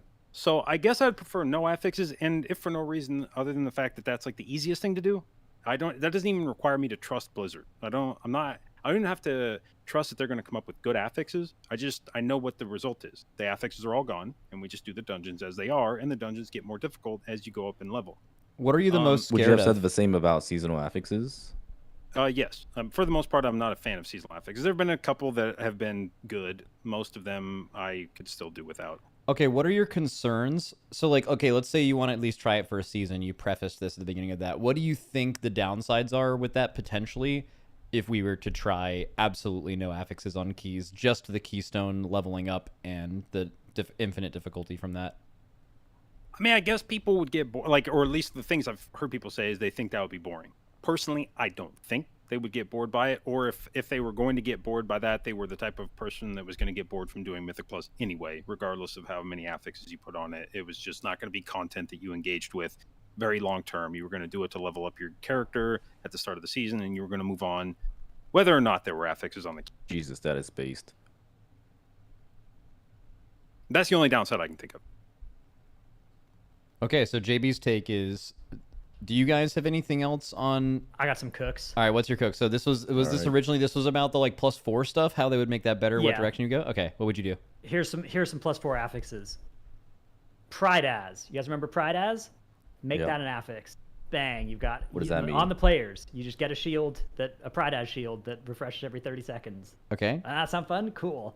Cephas' secret. That's another Legion legendary. We could just put those 2 Legion legendaries and make them affixes. And then, everybody could wear them in Legion if you wanted, and now you've got a week where you've just got them on your character, and Cephas week, people are setting up their interrupts or their stuns or whatever to line up with when they want things. Or... Okay, but here's the Cool. Blizzard way of thinking things. Because we have Pridaz and Cephus now we have to make the mobs cast way more often, and they have like an extra mechanic because you have all these things helping you. So I mean, okay, have to make the Max is dungeons asking more complicated. Yeah, I'm not he wants asking me to Blizzard. suggest Dratnos is what, Blizzard. Yep. what dessert we're gonna have, and you're telling me, well, you're gonna have to shit afterwards. Like I know, but yeah. I'm still talking about what dessert I want. Okay. How about this as well? Whenever you kill a mob, you get a 2% movement speed increase, stacking up to 20%, and it lasts for like 45 seconds. And it falls off if you don't kill anything for 45 seconds. Doesn't that sound kind of fun? You're zooming around a little bit. Not too much. It's not absurd. It's 20% movement speed. You got a little, wind in your sails. You're moving. It's kind of a fun week. You log in that week and you're like, oh, cool. Tailwind week, right? Like, that's fun. And then you're moving around a little bit more. It doesn't do too much. You don't have to min-max it if you don't want to. You can if you do want to, and you can like try and do the Venthyr Lantern Extendo thing if you want a little bit more movement speed, but you don't have to. It's maybe not worth it. Like, it's just for fun. I don't know. I feel like some affixes like that would be super sick if they were all kind of like of that power level, because obviously you could do much more powerful Kiss Curse with like in the past with seasonals they did with Shrouded and Encrypted, but like those were a lot. You got like 30% primary stat or secondary stat, I guess, out of Shrouded. You got huge buffs off of Encrypted, but what if there was just like little babby bonuses of those types that you could get on some weeks, and never enough to be more than, again, that half key level or whatever worth of advantage over other weeks ever, but I think it'd be fun. I That'd be agree. sick. Yeah, like I think everyone wants to not get punched in the balls or slapped in the face. But I mean, well, some people do. But that aside. Yeah, you like, can't say everybody. We're on Twitch. some people might like that, but like we all want like fucking Ellie Shaman desserts players. and cookies and shit. The problem is like Mr. Ion just doesn't think so, man. Like Mr. Ion, he's like, oh man, these fucking M+ers, like they have to be punished for doing harder keys. Like you're doing harder keys, you're expecting it to be harder. Like why the fuck is it that if you do a +10, it's easier than a +7? And god damn, man, like why does it have to be a thing in M+? If they ever, by the way, I think everybody would be fine if there was an affix that they decided was like worth a key level, if they just added an extra key level's worth of scaling when they brought that affix in to like make that not true, right? To make it so that it still get a key level harder when it went up, right? Like they did that with Thundering. It was one of the least stupid things about Thundering, which admittedly is a low bar, but it was that Thundering like gave a little bit of extra health to the dungeon because, and I think their logic here was this compensates for the extra damage you're going to get. Now it didn't. Thundering just didn't give you actually that much damage benefit over the course of a key because it was pretty low uptime and you had to go and actually find your partner. So it was less than that 5% health that they added to the key, but they could just do that as well. That tech exists. If there's ever an affix that they think makes a key like 2% easier, it can just come with 2% more health on the mobs. Like that's easy. Yeah, I would say that's like a bit of a scary thought too, just because of like how they've done Like might they scaling in misuse it? this. Maybe. Yeah, because like how this season, or well, I guess not even this season, like a lot of this expansion has mostly been about bad scaling, where they just scale damage way too high, and we're at that state where you're doing a fucking +15 key and you're getting one shot, and you're having to worry about rotating your defensives perfectly. There's definitely a huge concern where we're not worrying about the timer as much, and you're just running into a different type of wall. Okay. So again, JB's is Scorched Earth, no affixes. That's my cook, right? That's his cook. Dratnos's is, well, maybe we have a little bit of fun here, and this is what we do on those. What about specifically the like bucket of harder affixes? So you mentioned that as like your +4s. Those are the ones you get right away. They're not too bad. either Dorky or Dranos, or I guess JB, if you want to go on the, okay, affixes are going to stay, what do we do? What would you guys rather see them do with the +7 bucket right now? Not Tyrannical Fortified, not the weird-ass little Kiss Curse things they're doing, but specifically the idea of either Raging, Bursting, Bolstering, or Sanguine will be on your key at all times. I think those are the ones that actually have to go. Because, like, I actually don't mind the level 4 affixes by themselves as much. It's really the level 7 ones that just make me agonize. Would you rather Like, see God, them Raging, replaced with, Bolstering, like... Sanguine's so bad. Like, I mean, for me... I would rather see, like, Afflicted, Incorp, Entangling. Yeah, and that's what Storming I than said Volcanic today. at Is like, least. dude, I just like Storming has its problems, but like just replace those 4 that they actually have in the game with the ones that they decided to remove today, and that's immediately better, right? So that was really weird to see. Yeah, this 100%. update was actually really close to being of net positive if they would have just done the correct +7 spring cleaning. Like if they would have gotten rid of Bolstering and Sanguine and Raging and maybe like Afflicted and Incorp, and then just kept like Spiteful, Storming, Volcanic, and Entangling, that would have immediately been like, oh fuck yeah. Even the +4 stuff, I'm willing to give that a shot, like the +4 stuff. I don't have an immediate opinion on that. I'm willing to play around. It could be good, could be bad, could be unimpactful. I don't know. But I don't have a strong reaction to the +4 stuff. The +7 stuff though is like, Jesus, like you got rid of a bunch of stuff, and if you'd have just if that had been the headline, Blizzard scraps a bunch of the +7 affixes, it'd have been like, hell yeah, dude, they're finally getting rid of the bullshit. And then they showed what they kept, and it was like, God damn it, why that? Yeah, you had an insane tweet today.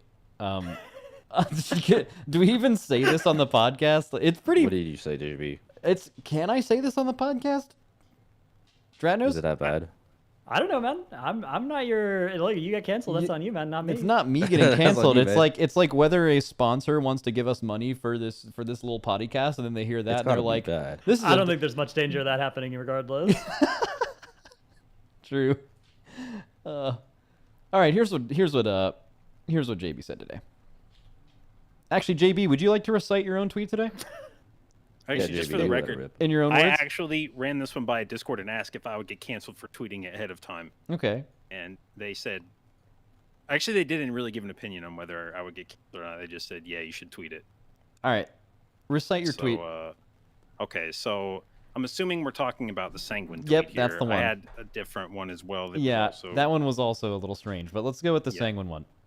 So anyway, in responding to Wowhead's tweet about how Bolstering, Bursting, and Sanguine will be returning in War Within, I tweeted, does Sanguine possess CCTV footage of a Blizzard exec peeing on consenting sex workers that it uses as blackmail? How does it keep Sanguine? How does it keep coming back? It's not a. I mean, he's not wrong. I mean, of all the things to keep coming back, Sanguine has been like someone has a wild yet fair. Yeah, it's pretty Sanguine has a accurate. Twitter too. Huh? Sanguine always tweets about doing top healing. You guys haven't seen? Yeah, there's a meme Twitter account that's just posting like details meters of Sanguine out healing healers. Does Sanguine stream? I see. Okay. Yeah, of all the things, man. Yeah, I mean, I know they were saying like we wanted to reduce complexity in dungeons, right? I'm trying to think, what do you think would ever be the worst possible? And keep in mind, not for higher level dungeons. I heard some people saying like, oh, well, if you do the Pride as, only some keys are going to be possible 1 week because you need Pride as to like live certain boss. Like, guys, on like super high end scaling keys, Blizzard, and people who do these keys probably know this, Blizzard doesn't give an absolute fuck about that. Like, you're talking like actually the 0.05% probably of people who do keys that are one-shotting you and stuff like that. They care about probably If they wanted to fix that, they could as well. They could just do the scaling more health than damage thing. So. You can tell where Blizzard's care lies, and it's where the rewards stop. So in Mythic Plus, like the rewards stop at a +10 where you get the portals, and that's where like 95% plus of people who interact with Mythic Plus stop. So that's their like main focus. They like, what do you think would affect people more stepping into a +10, right? These like level 4 affixes they have, any of the affixes they removed, or stepping into something like Everbloom with bolstering. You're talking about like taking the complexity out of keys. Bro, how much complexity? Bolstering has to add more complexity to any key than any other affix by far, right? Any dungeon mechanic, like it has to be Unless the you're most. pulling one pack at a time. Well, I mean, Even this is Everbloom where they does it talked. to you They regardless, talked about right? their stated goals, and with the way they changed the affixes, and like they said the right things, but the resulting affixes that they kept don't align with that really. And frankly, given the goals they stated, you would have to get rid of every affix, which again I'm in favor of. But if you were actually following through with your stated design goals for affixes, you would have to yeet every fucking affix you have in the +7. The one specifically that I would point to here would be reducing cognitive load on players, because affixes like bolstering, raging, sanguine dramatically increase the cognitive load when you implement those in keys. Because with bolstering, you have to start paying attention to every mob's health value. You have to start triaging, knowing that like the big mob needs to die faster than the little mobs, or else it's going to turn into a huge Hulk and one-shot our tank. With Sanguine, you have to be actively tracking every fucking nameplate that's in the pack once a Sanguine pool drops to see if any mob is being healed by it. So every nameplate now becomes a different thing you have to be paying attention to. And they specifically stated that that's something they didn't want. They're like, we think that nameplate stuff is like that's where the cognitive load is, but the thing they added that they're keeping is actively making that harder than anything else, right? Yeah, I think what they're thinking is they're probably thinking that stuff is like afflicted in Incorp, wherever it's like something that spawns, and it's like, oh, I have to divert my attention to CC this random nameplate or dispel this random little soul thing. I think that's like what they were referring to, and they just completely missed the mark. I think it's based on the key level, right? Like, if you're doing a +7 key and you're pulling one pack at a time, and a mob gets 40% bolstered, like you probably won't notice it if you're overgearing the content. It's probably fine. But if an afflicted soul goes off and you're minus 100% haste, you feel that, right? You feel that. You feel it if you got stunned from entangling. So the affixes that they're removing versus the affixes they're keeping are the affixes. Like raging is another good example. If you're doing a high key and a mob that you need to stop gets raging and you can't stop it, you're gonna feel that. But if you're doing a low key and nobody's stopping anything anyways, it doesn't matter if it's raging or not, right? Raging has no impact in my groups where I don't CC anything. That affix doesn't do anything.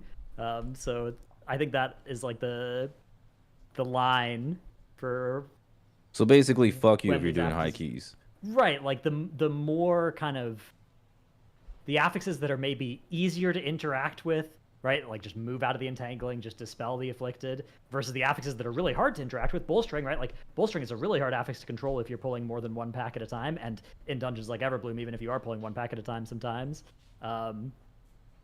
But ones that have like one easy piece of counterplay, but you actually have to do that or else something really big and bad happens, are the ones that are more impactful for the groups that aren't doing that counterplay. Yeah, I think you're completely right about that. Like, I'm pretty sure that's exactly how Blizzard sees it. And I mean, like I've talked with some of the M+ devs before, and that is 100% their philosophy when it comes to a lot of these things. Where it's like, oh well, I mean, like it's fine if these casts go off because like it's not really gonna affect some people who are just doing +7s and where like nothing even matters. But I just feel like that's such a bad mentality from Blizzard because like a lot of people want to be able to do higher content, but like at some point people are just like, all right, I'm sick and tired of this shit. Like M+, whatever. Like I got my shit done. I don't even want to bother anymore. And I feel like it just removes that whole aspiration from players who might want to attempt higher keys or people who might be interested in like trying to do more M+. And it 100% sucks for people who like are super into M+. And I'm not just like talking about like people who are doing the very highest keys in the world. People who are doing like +15 keys right now. We've seen like an abundant amount of them in LFG. Those guys are the ones who are also suffering, especially if you're pugging. I have a one more thing to end this. So now you guys are not cooking your own Mythic Plus idea, where because like I think admittedly a lot of the things we suggested I think are things that we would all agree that Blizzard has a less than 1% chance of doing, right? All the things we have suggested so far. I think these are things that are not going to happen. If you are a Blizzard developer and you're writing a post next week that follows closely along with what they've posted this week and seems like it's within reason to change, if you were that Blizzard developer, what would be the first thing you target about this and what would your change be? So somewhat realistic. So we make like a change to what they've already posted, but like a small one? Like the most realistic good change that could come in. Correct. Yeah. What is a change you would suggest about this that you would actually believe your eyes if you read it on your screen next week? They just change which affixes are being swapped in versus out. That's like what I do the think. thing that JB said Same. of Yep. which, because they did that before with like explosive during a PTR season where it was like, hey, we're reworking explosive, all right, never mind, we're getting rid of explosive. Wait, and so we're- you guys mean like given entangling, volcanic, incorporated? Yeah, exactly. Like Yep. swap out bolstering, raging, and the other one on that row that I don't like. That sounds huge. Like, dude, just imagine that. Imagine Mythic Plus with no more raging, bolstering, or sanguine. That would be just alone is Oh like my huge God. quality of life, right? Like, That would be fucking big plus. so yeah, maybe that's the take. Do we have a little? Did Frank prepare a little Patreon one for us while JB's here? Did Frank do something useful? Let's Let me see. think. I'm guessing Let's no. have I don't know what he did Let's anything see. useful. What the hell? Let's see if we can think just from our historical evidence what the answer to that one might be. Did Frank? He did not. Get us Oh. He hopes we all die, by the way. Oh, he actually typed that. That is insane. Wow. I mean, we don't have to do one. It's fine. That is This is a little crazy. emergency pod anyway. Just a little extra content for the boys. All right, well, do you guys want to talk about the release date, by the way, or? Oh yeah, except we don't actually know what they're gonna do yet. I guess like we know the date that it comes out and we know when season 1 starts. But I'll post a picture in Discord so you guys can look at it, and then I'll put it on stream so they can see it. But we have like, as far as I know, we have 2 options for how this expansion release will go. And let me post those to you now. And I'm interested to see what you guys think it will be. It is in what channel is JB in here? Production. He's in production. Okay. Yeah. So those are, I believe, there used to be a few other options I had listed here, but these are the options now. Week 1 and week 2 are walk-in heroic dungeons. That hasn't been confirmed. I think they said heroic will come out with the season, and they said it's a queuable experience, but also there was something data mined where like you won't be able to queue for them in the first 2 weeks, so I'm assuming you're going to be able to walk into them like old Mythic Zeros, but looking past that, option A is obvious. Option B is what we've always had, which is what used to happen was Mythic Plus gear was capped at a +6 or 7, and then you could do Heroic Raid, and then the next week when Mythic came out, it was uncapped Mythic Plus. But now new Mythic Zeros are higher than what the old cap used to be. So the scenario now would be Mythic Zero and Heroic Raid, and then Mythic Plus uncapped. Or for the first time ever, they would have just uncapped Mythic Plus out of the gate with Heroic, which is kind of what I hope they do. But what do you guys think will happen here? What's your guess? My money's on option B. That Yeah, it's gotta seems be option B. More consistent with what they've done in the past, yeah. It does feel like B too, yeah. Option A will have a full-blown meltdown by Raiders, I think. God damn. Well, I Wait, think- actually, I yeah. think- Wait, hold on. I think While option we're A talking would. about Raiders. Well, before the Raider thing, Yeah, like finish I your think thought, yeah. we would like option. Well, I mean, like I think pretty sure we would want option. I think if you don't have a job or you can take off of that week, option A sounds good. But if you have anything else to do besides play WoW, option A sounds extremely stressful. Is the way I'd probably look at it. Yeah, although option B is the one where I'm looking at it and I'm like, maybe we're adding an extra alt requirement here, because, like, what else are we doing with our time that week? Yeah. Yeah, going back to the whole Raider far, like before we continue this, I just realized there's some bias here, man. We just went on talking about how like, oh, you know, fuck people who care about pushing M plus, like they don't matter, you know. That's like, right. That's right, but then Blizzard gives so much a fuck about Mythic rating, where like nobody does that shit. Like so much less people do Mythic rating than push high keys. Yet somehow, that's not true. Raiders rating is like the premier content. Yo, we got to make sure we balance it perfectly. We got to make sure every week we instantly hotfix and like, oh, someone's abusing a bug. Warning, warning. Alarm going off. We gotta fix raid ASAP. Meanwhile, in fucking M plus, some shit's been bugged for like the past 10 years. We brought back the dungeon. It's like, oh wait, this was bugged. Oh, maybe we should fix it. What do you think? Like, what the fuck is going on, man? We're just biased out. We're saying like, oh, who gives a shit about M plus, man? Like, who people? Well, pushing none of us past are +10s? none Oh, of us are whatever. saying what Blizzard should care about or shouldn't. We're saying what Blizzard does or doesn't care about. Whether there's like a oh well they care more about the top whatever percent of Raiders versus that of Mythic Plus. I think that's pretty accurate.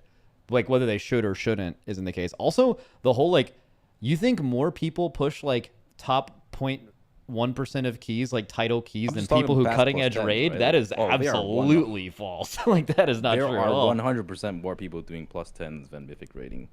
No, well, plus 10s is a totally different. You said high Mythic plus, right? Yeah, that's Whoa, high you're Mythic saying plus. the plus tens aren't high? Yeah, what the hell come are you on. saying? Oh, Like, people, okay. Plus So 10 This is is so based messed the up. amount of people that do elitist out here. I Well, can't I would believe also this. If you're doing, say like, that anywhere from a 10 to a 20, you're pushing keys. if you're doing a 10, I would say a lot more people do 10s than Mythic, but also I would also say that the difficulty there like directly scales, right? Like doing all of your plus 10s is significantly easier than like clearing all of Mythic raid. So that What about would add up. LeBron versus Jordan? God damn it, JB. Which one is the keys and which one is the raid? Yep. Okay, wait. What were we talking about? This? Oh Anyway. yeah, I just wanted to hear yours. So you we're guys talking all about think the you guys whole all think it's release option B. Yeah. Yeah, I think it's option B. I think option A would be. I think it would cause a lot of angst that Blizzard doesn't want to deal with. Yep, you're probably right. All right. Well, but like, what do you guys think about the release date? Because they actually said a lot. You guys saw the whole rate testing thing, right? Apparently It's they actually changed it crazy since this we time. started this podcast. So I know the that hell? Oh, did some they? I didn't see feedback the was change. given to them, not by me or us, but the feedback was raid testing schedule is like crazy insane, 4 hours of testing in a row, and then also I believe all of the mythics were during TGP time trials. And then a response to that was like, okay, we'll look at that. So I don't know if it, but apparently someone in my chat said new update to raid testing schedule during this podcast, and I haven't had a chance to actually read it yet, but it was insane before. Okay, yeah, they did. You know what it's gonna be? They're like, somebody's gonna be like, they did rate testing during TGP time trials, right? And they'll be like, hold on, we have an update. We are moving TGP time trials so that the raiders can have their testing. That would be good. Let me see if I can. Yeah, 45 I mean, minutes. it's a problem for us, man. It is a major fucking problem. When we saw this during practice, I'm like, oh fuck, man. Like, this is during time trials and like during the next 2 weeks of practice. So Wait, so it what did looks they like just browsing over it briefly, it looks like they spread out the testing by a lot. I don't know if they. It's still on the same days, but like now there's less per day and there's extra days at the end, Yeah. like an extra week. Yeah, that's good. It's good that they're Yeah, they focusing on crammed like raiders. what, like 4 bosses per day or some shit like that, right? Yeah, it was originally I think 4 4 4 4, and now it's like 3 3 3 3 2 2 2. That's crazy. Yeah, before it was like speedrunning testing. They had never had a schedule like that before, which maybe that's actually even another thing is like, is this like the closest to an expansion beta has been? Yeah, they literally announced beta and the release date on the same week, which has never happened before, I'm pretty sure. Yeah, I mean, I'm just making stuff up. I don't actually know if that's true, but I could see that. I'm making shit up too, but like that's what I've been hearing. Isn't it going to be a 2-month beta? So it's June to August. It's going to be like less than 2.5 months of beta total. That's insane, right? That's like way shorter. But if they're doing this new model of trying to knock it out like every 18 months or something, you just can't have like fucking 6 months of beta every time. You'll just be immediately jumping into beta for the next expansion. I have heard a lot of people say that 18-month thing might just be hard made up. Like that's something that they were like, we want to have all these expansions done by 2030, right? And then everyone's like, well, the only thing that makes sense is 18-month expansions. But I don't even know if that's necessarily true or Blizzard is like hard committed to that. Because like if the last expansion is like finishing in the year 2030, they can just do 2-year cycles, right? Like for example, it would really surprise me if, next expansion would be coming out in February? Is that right? That's what an 18-month expansion would look like, right? 6 months earlier, so it would be a February expansion. Really, that just sounds impossible until that's actually the case. I mean, where did Yeah. 18 months come from, right? That's Not from them, right? yeah, exactly. Yeah, because I mean, it's also a little bit worrying with how buggy the most recent stuff have been, like Mop Remix, Cataclysm, Season 4 release. Yeah, I've They're- seen they're some pushing a lot. posts about this But here's the as thing. well. Mop Remix is interesting because of the bugs. Like Yeah, that's let's talk about Mop like- Remix again. Let's just get into That's it. right. I would not have given a single shit about Mop Remix. As like not in a bad way. It's just not the kind of content I would engage with in WoW, and it probably would have existed, and I would have not engaged with it at all. But then I started seeing how everything was broken, and it was 10 times funny. And I started actually paying attention to Mop Remix because of how fucked up it was. And But were you playing that it? I actually did play it for a little bit, and I actually stopped playing it because of how buggy it was. Because I was like, I'm never catching up to these nerds with cloaks, so fuck this shit. But that Mop Remix is the closest to early MMO days. Like that had nostalgia for That's true. MMOs from the 2000s, from back when an MMO would come out and it would be broken as fuck, and you would have no idea how anything was working, because however it was supposed to work was not how it actually worked. And so the game was basically just walking around trying to figure out ways to like maximize stuff.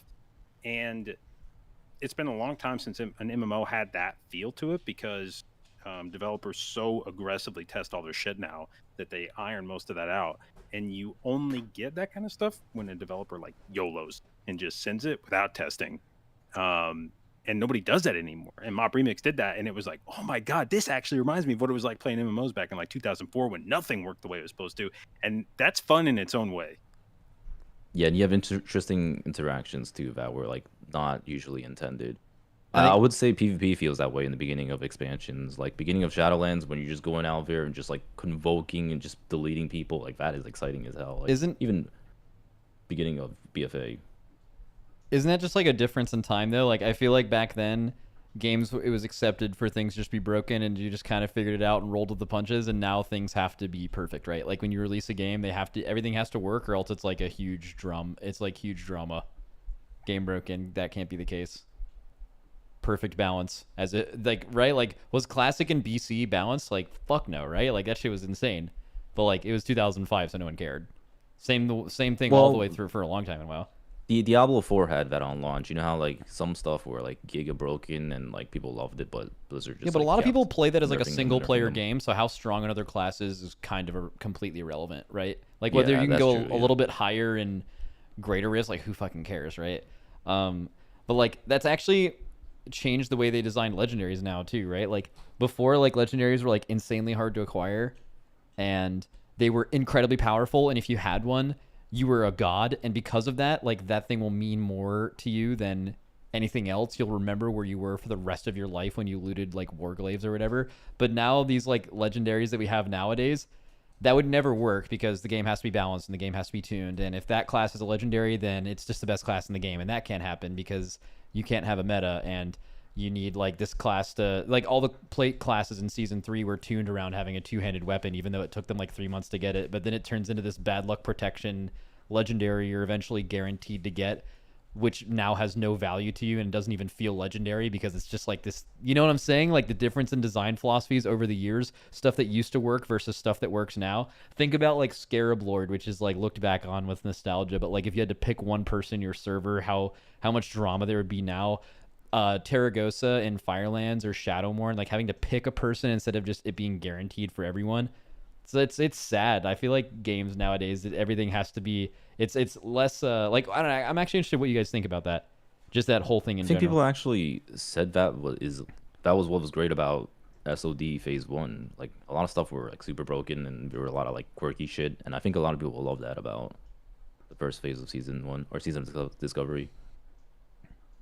Yeah, I guess my thing is I don't think that it's particularly likely that like War Within is going to be super buggy, because I don't think it's good evidence that Mop Remix was buggy means that War Within is going to be buggy. Like I think that's those two are like pretty different levels of how much they care about these things not being buggy when they come out, and I think that's probably like as likely as, you know, Dragonflight was to be super buggy, which it had its bugs, but it wasn't awful buggy. I think they'll be the same.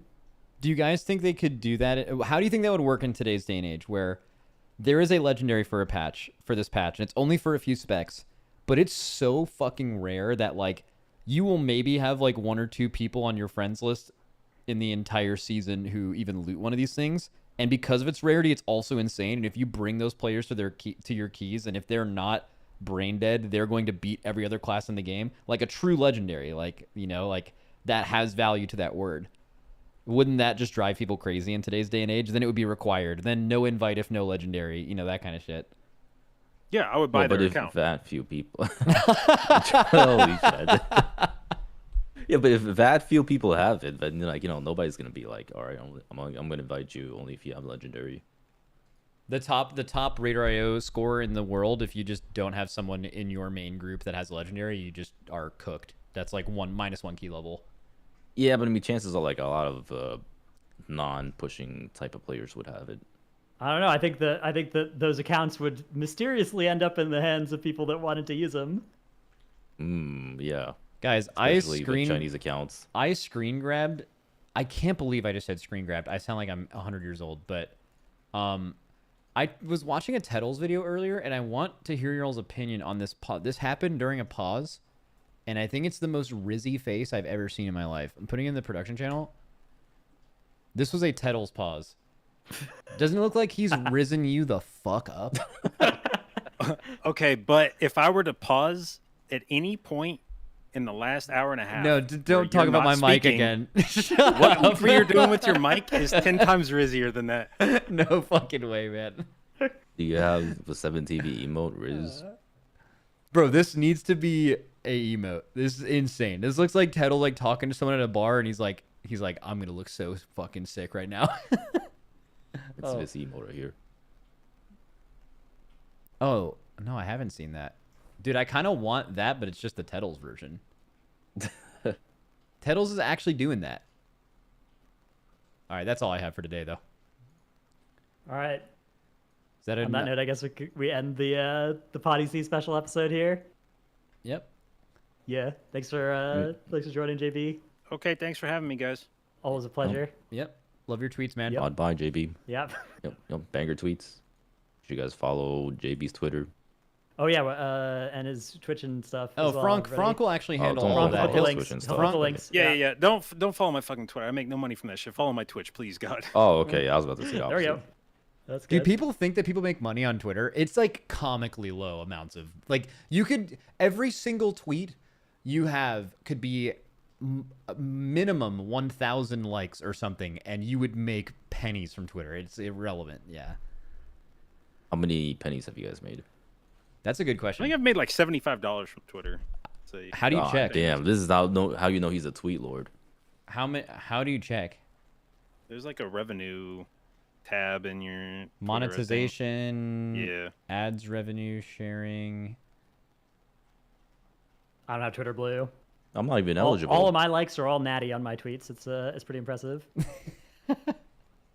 Wait, how do I get eligible for getting paid? You have to buy Twitter Blue. I don't even know how you. Oh yeah, they started doing a thing where they want you I to gotta submit pay them to get ID paid. Yeah. verification. They want That's you right. to send you your fucking driver's license to get Bro, paid this is a $15. scam. Dude, I can't find it. I have no idea how to find. Maybe I'm not making money on Twitter anymore. I have no idea. Well, did you pay them? I don't have Twitter Blue now. Oh yeah, you gotta pay them to get paid. I think you have to. Yeah. Yeah, you have to be. That's how they. Well, I get used to have Twitter Blue. I don't It's- have it anymore. I kept my check mark though. Quick shout out. I literally unsubscribed from Twitter Blue because it's an awful look, and then I still have You a know, check you can mark. just hide that, right? Or no, I don't think you can anymore. They let you hide it for a while, and then they realized a lot of people were hiding it, and they were like, My thing says look good. this account verified, and it says verified since June 2020, and I do not have Twitter Blue. And that's from before when Twitter Blue was a thing. So I don't know if they eventually, because they took them away at some point, but I guess they added them back. Or Yeah. Maybe if you had Blue when they took away the legacies, your legacy one was like under the. It was like hidden. holy shit, I'm gonna Protected. unsub from this. let's let Yeah. it go. But now I look Wait, like so we a have now I look like an more- Elon simp. Let's get it. We have more days of raid testing. That's right. Log in. Yeah, that was what that was damn, the we gotta change. fucking practice, man. Of course. I mean, people complained about 4 hours per day. They're not just gonna not test those bosses, so it just needs to be less Bro, this hours, shit more is- days. Oh, we're so fucked, man. It's fine. You don't have anyone who's required to be at raid testing on your team, right? Right. Wait, who's Yeah, on your I'm team telling you again? that. Fucking Smacked, Yips, and Goop, your goddamn tank and Oh, yep. 2 DPS. Yep, those guys will be at raid testing for sure. So, good luck, buddy. Yep, THD in chat. If you are mad about testing times and you do TGP, you brought this on yourself. Don't do TGP. Don't do keys. Mythic Plus is trash. Holy shit. That's pretty base. All right. Good All right. shout. Good conversation, boys. Yep. Yep. GG. Yep, GG's. GG's. Yep, see you later. All right, chat. And that's the end of my stream. Goodbye.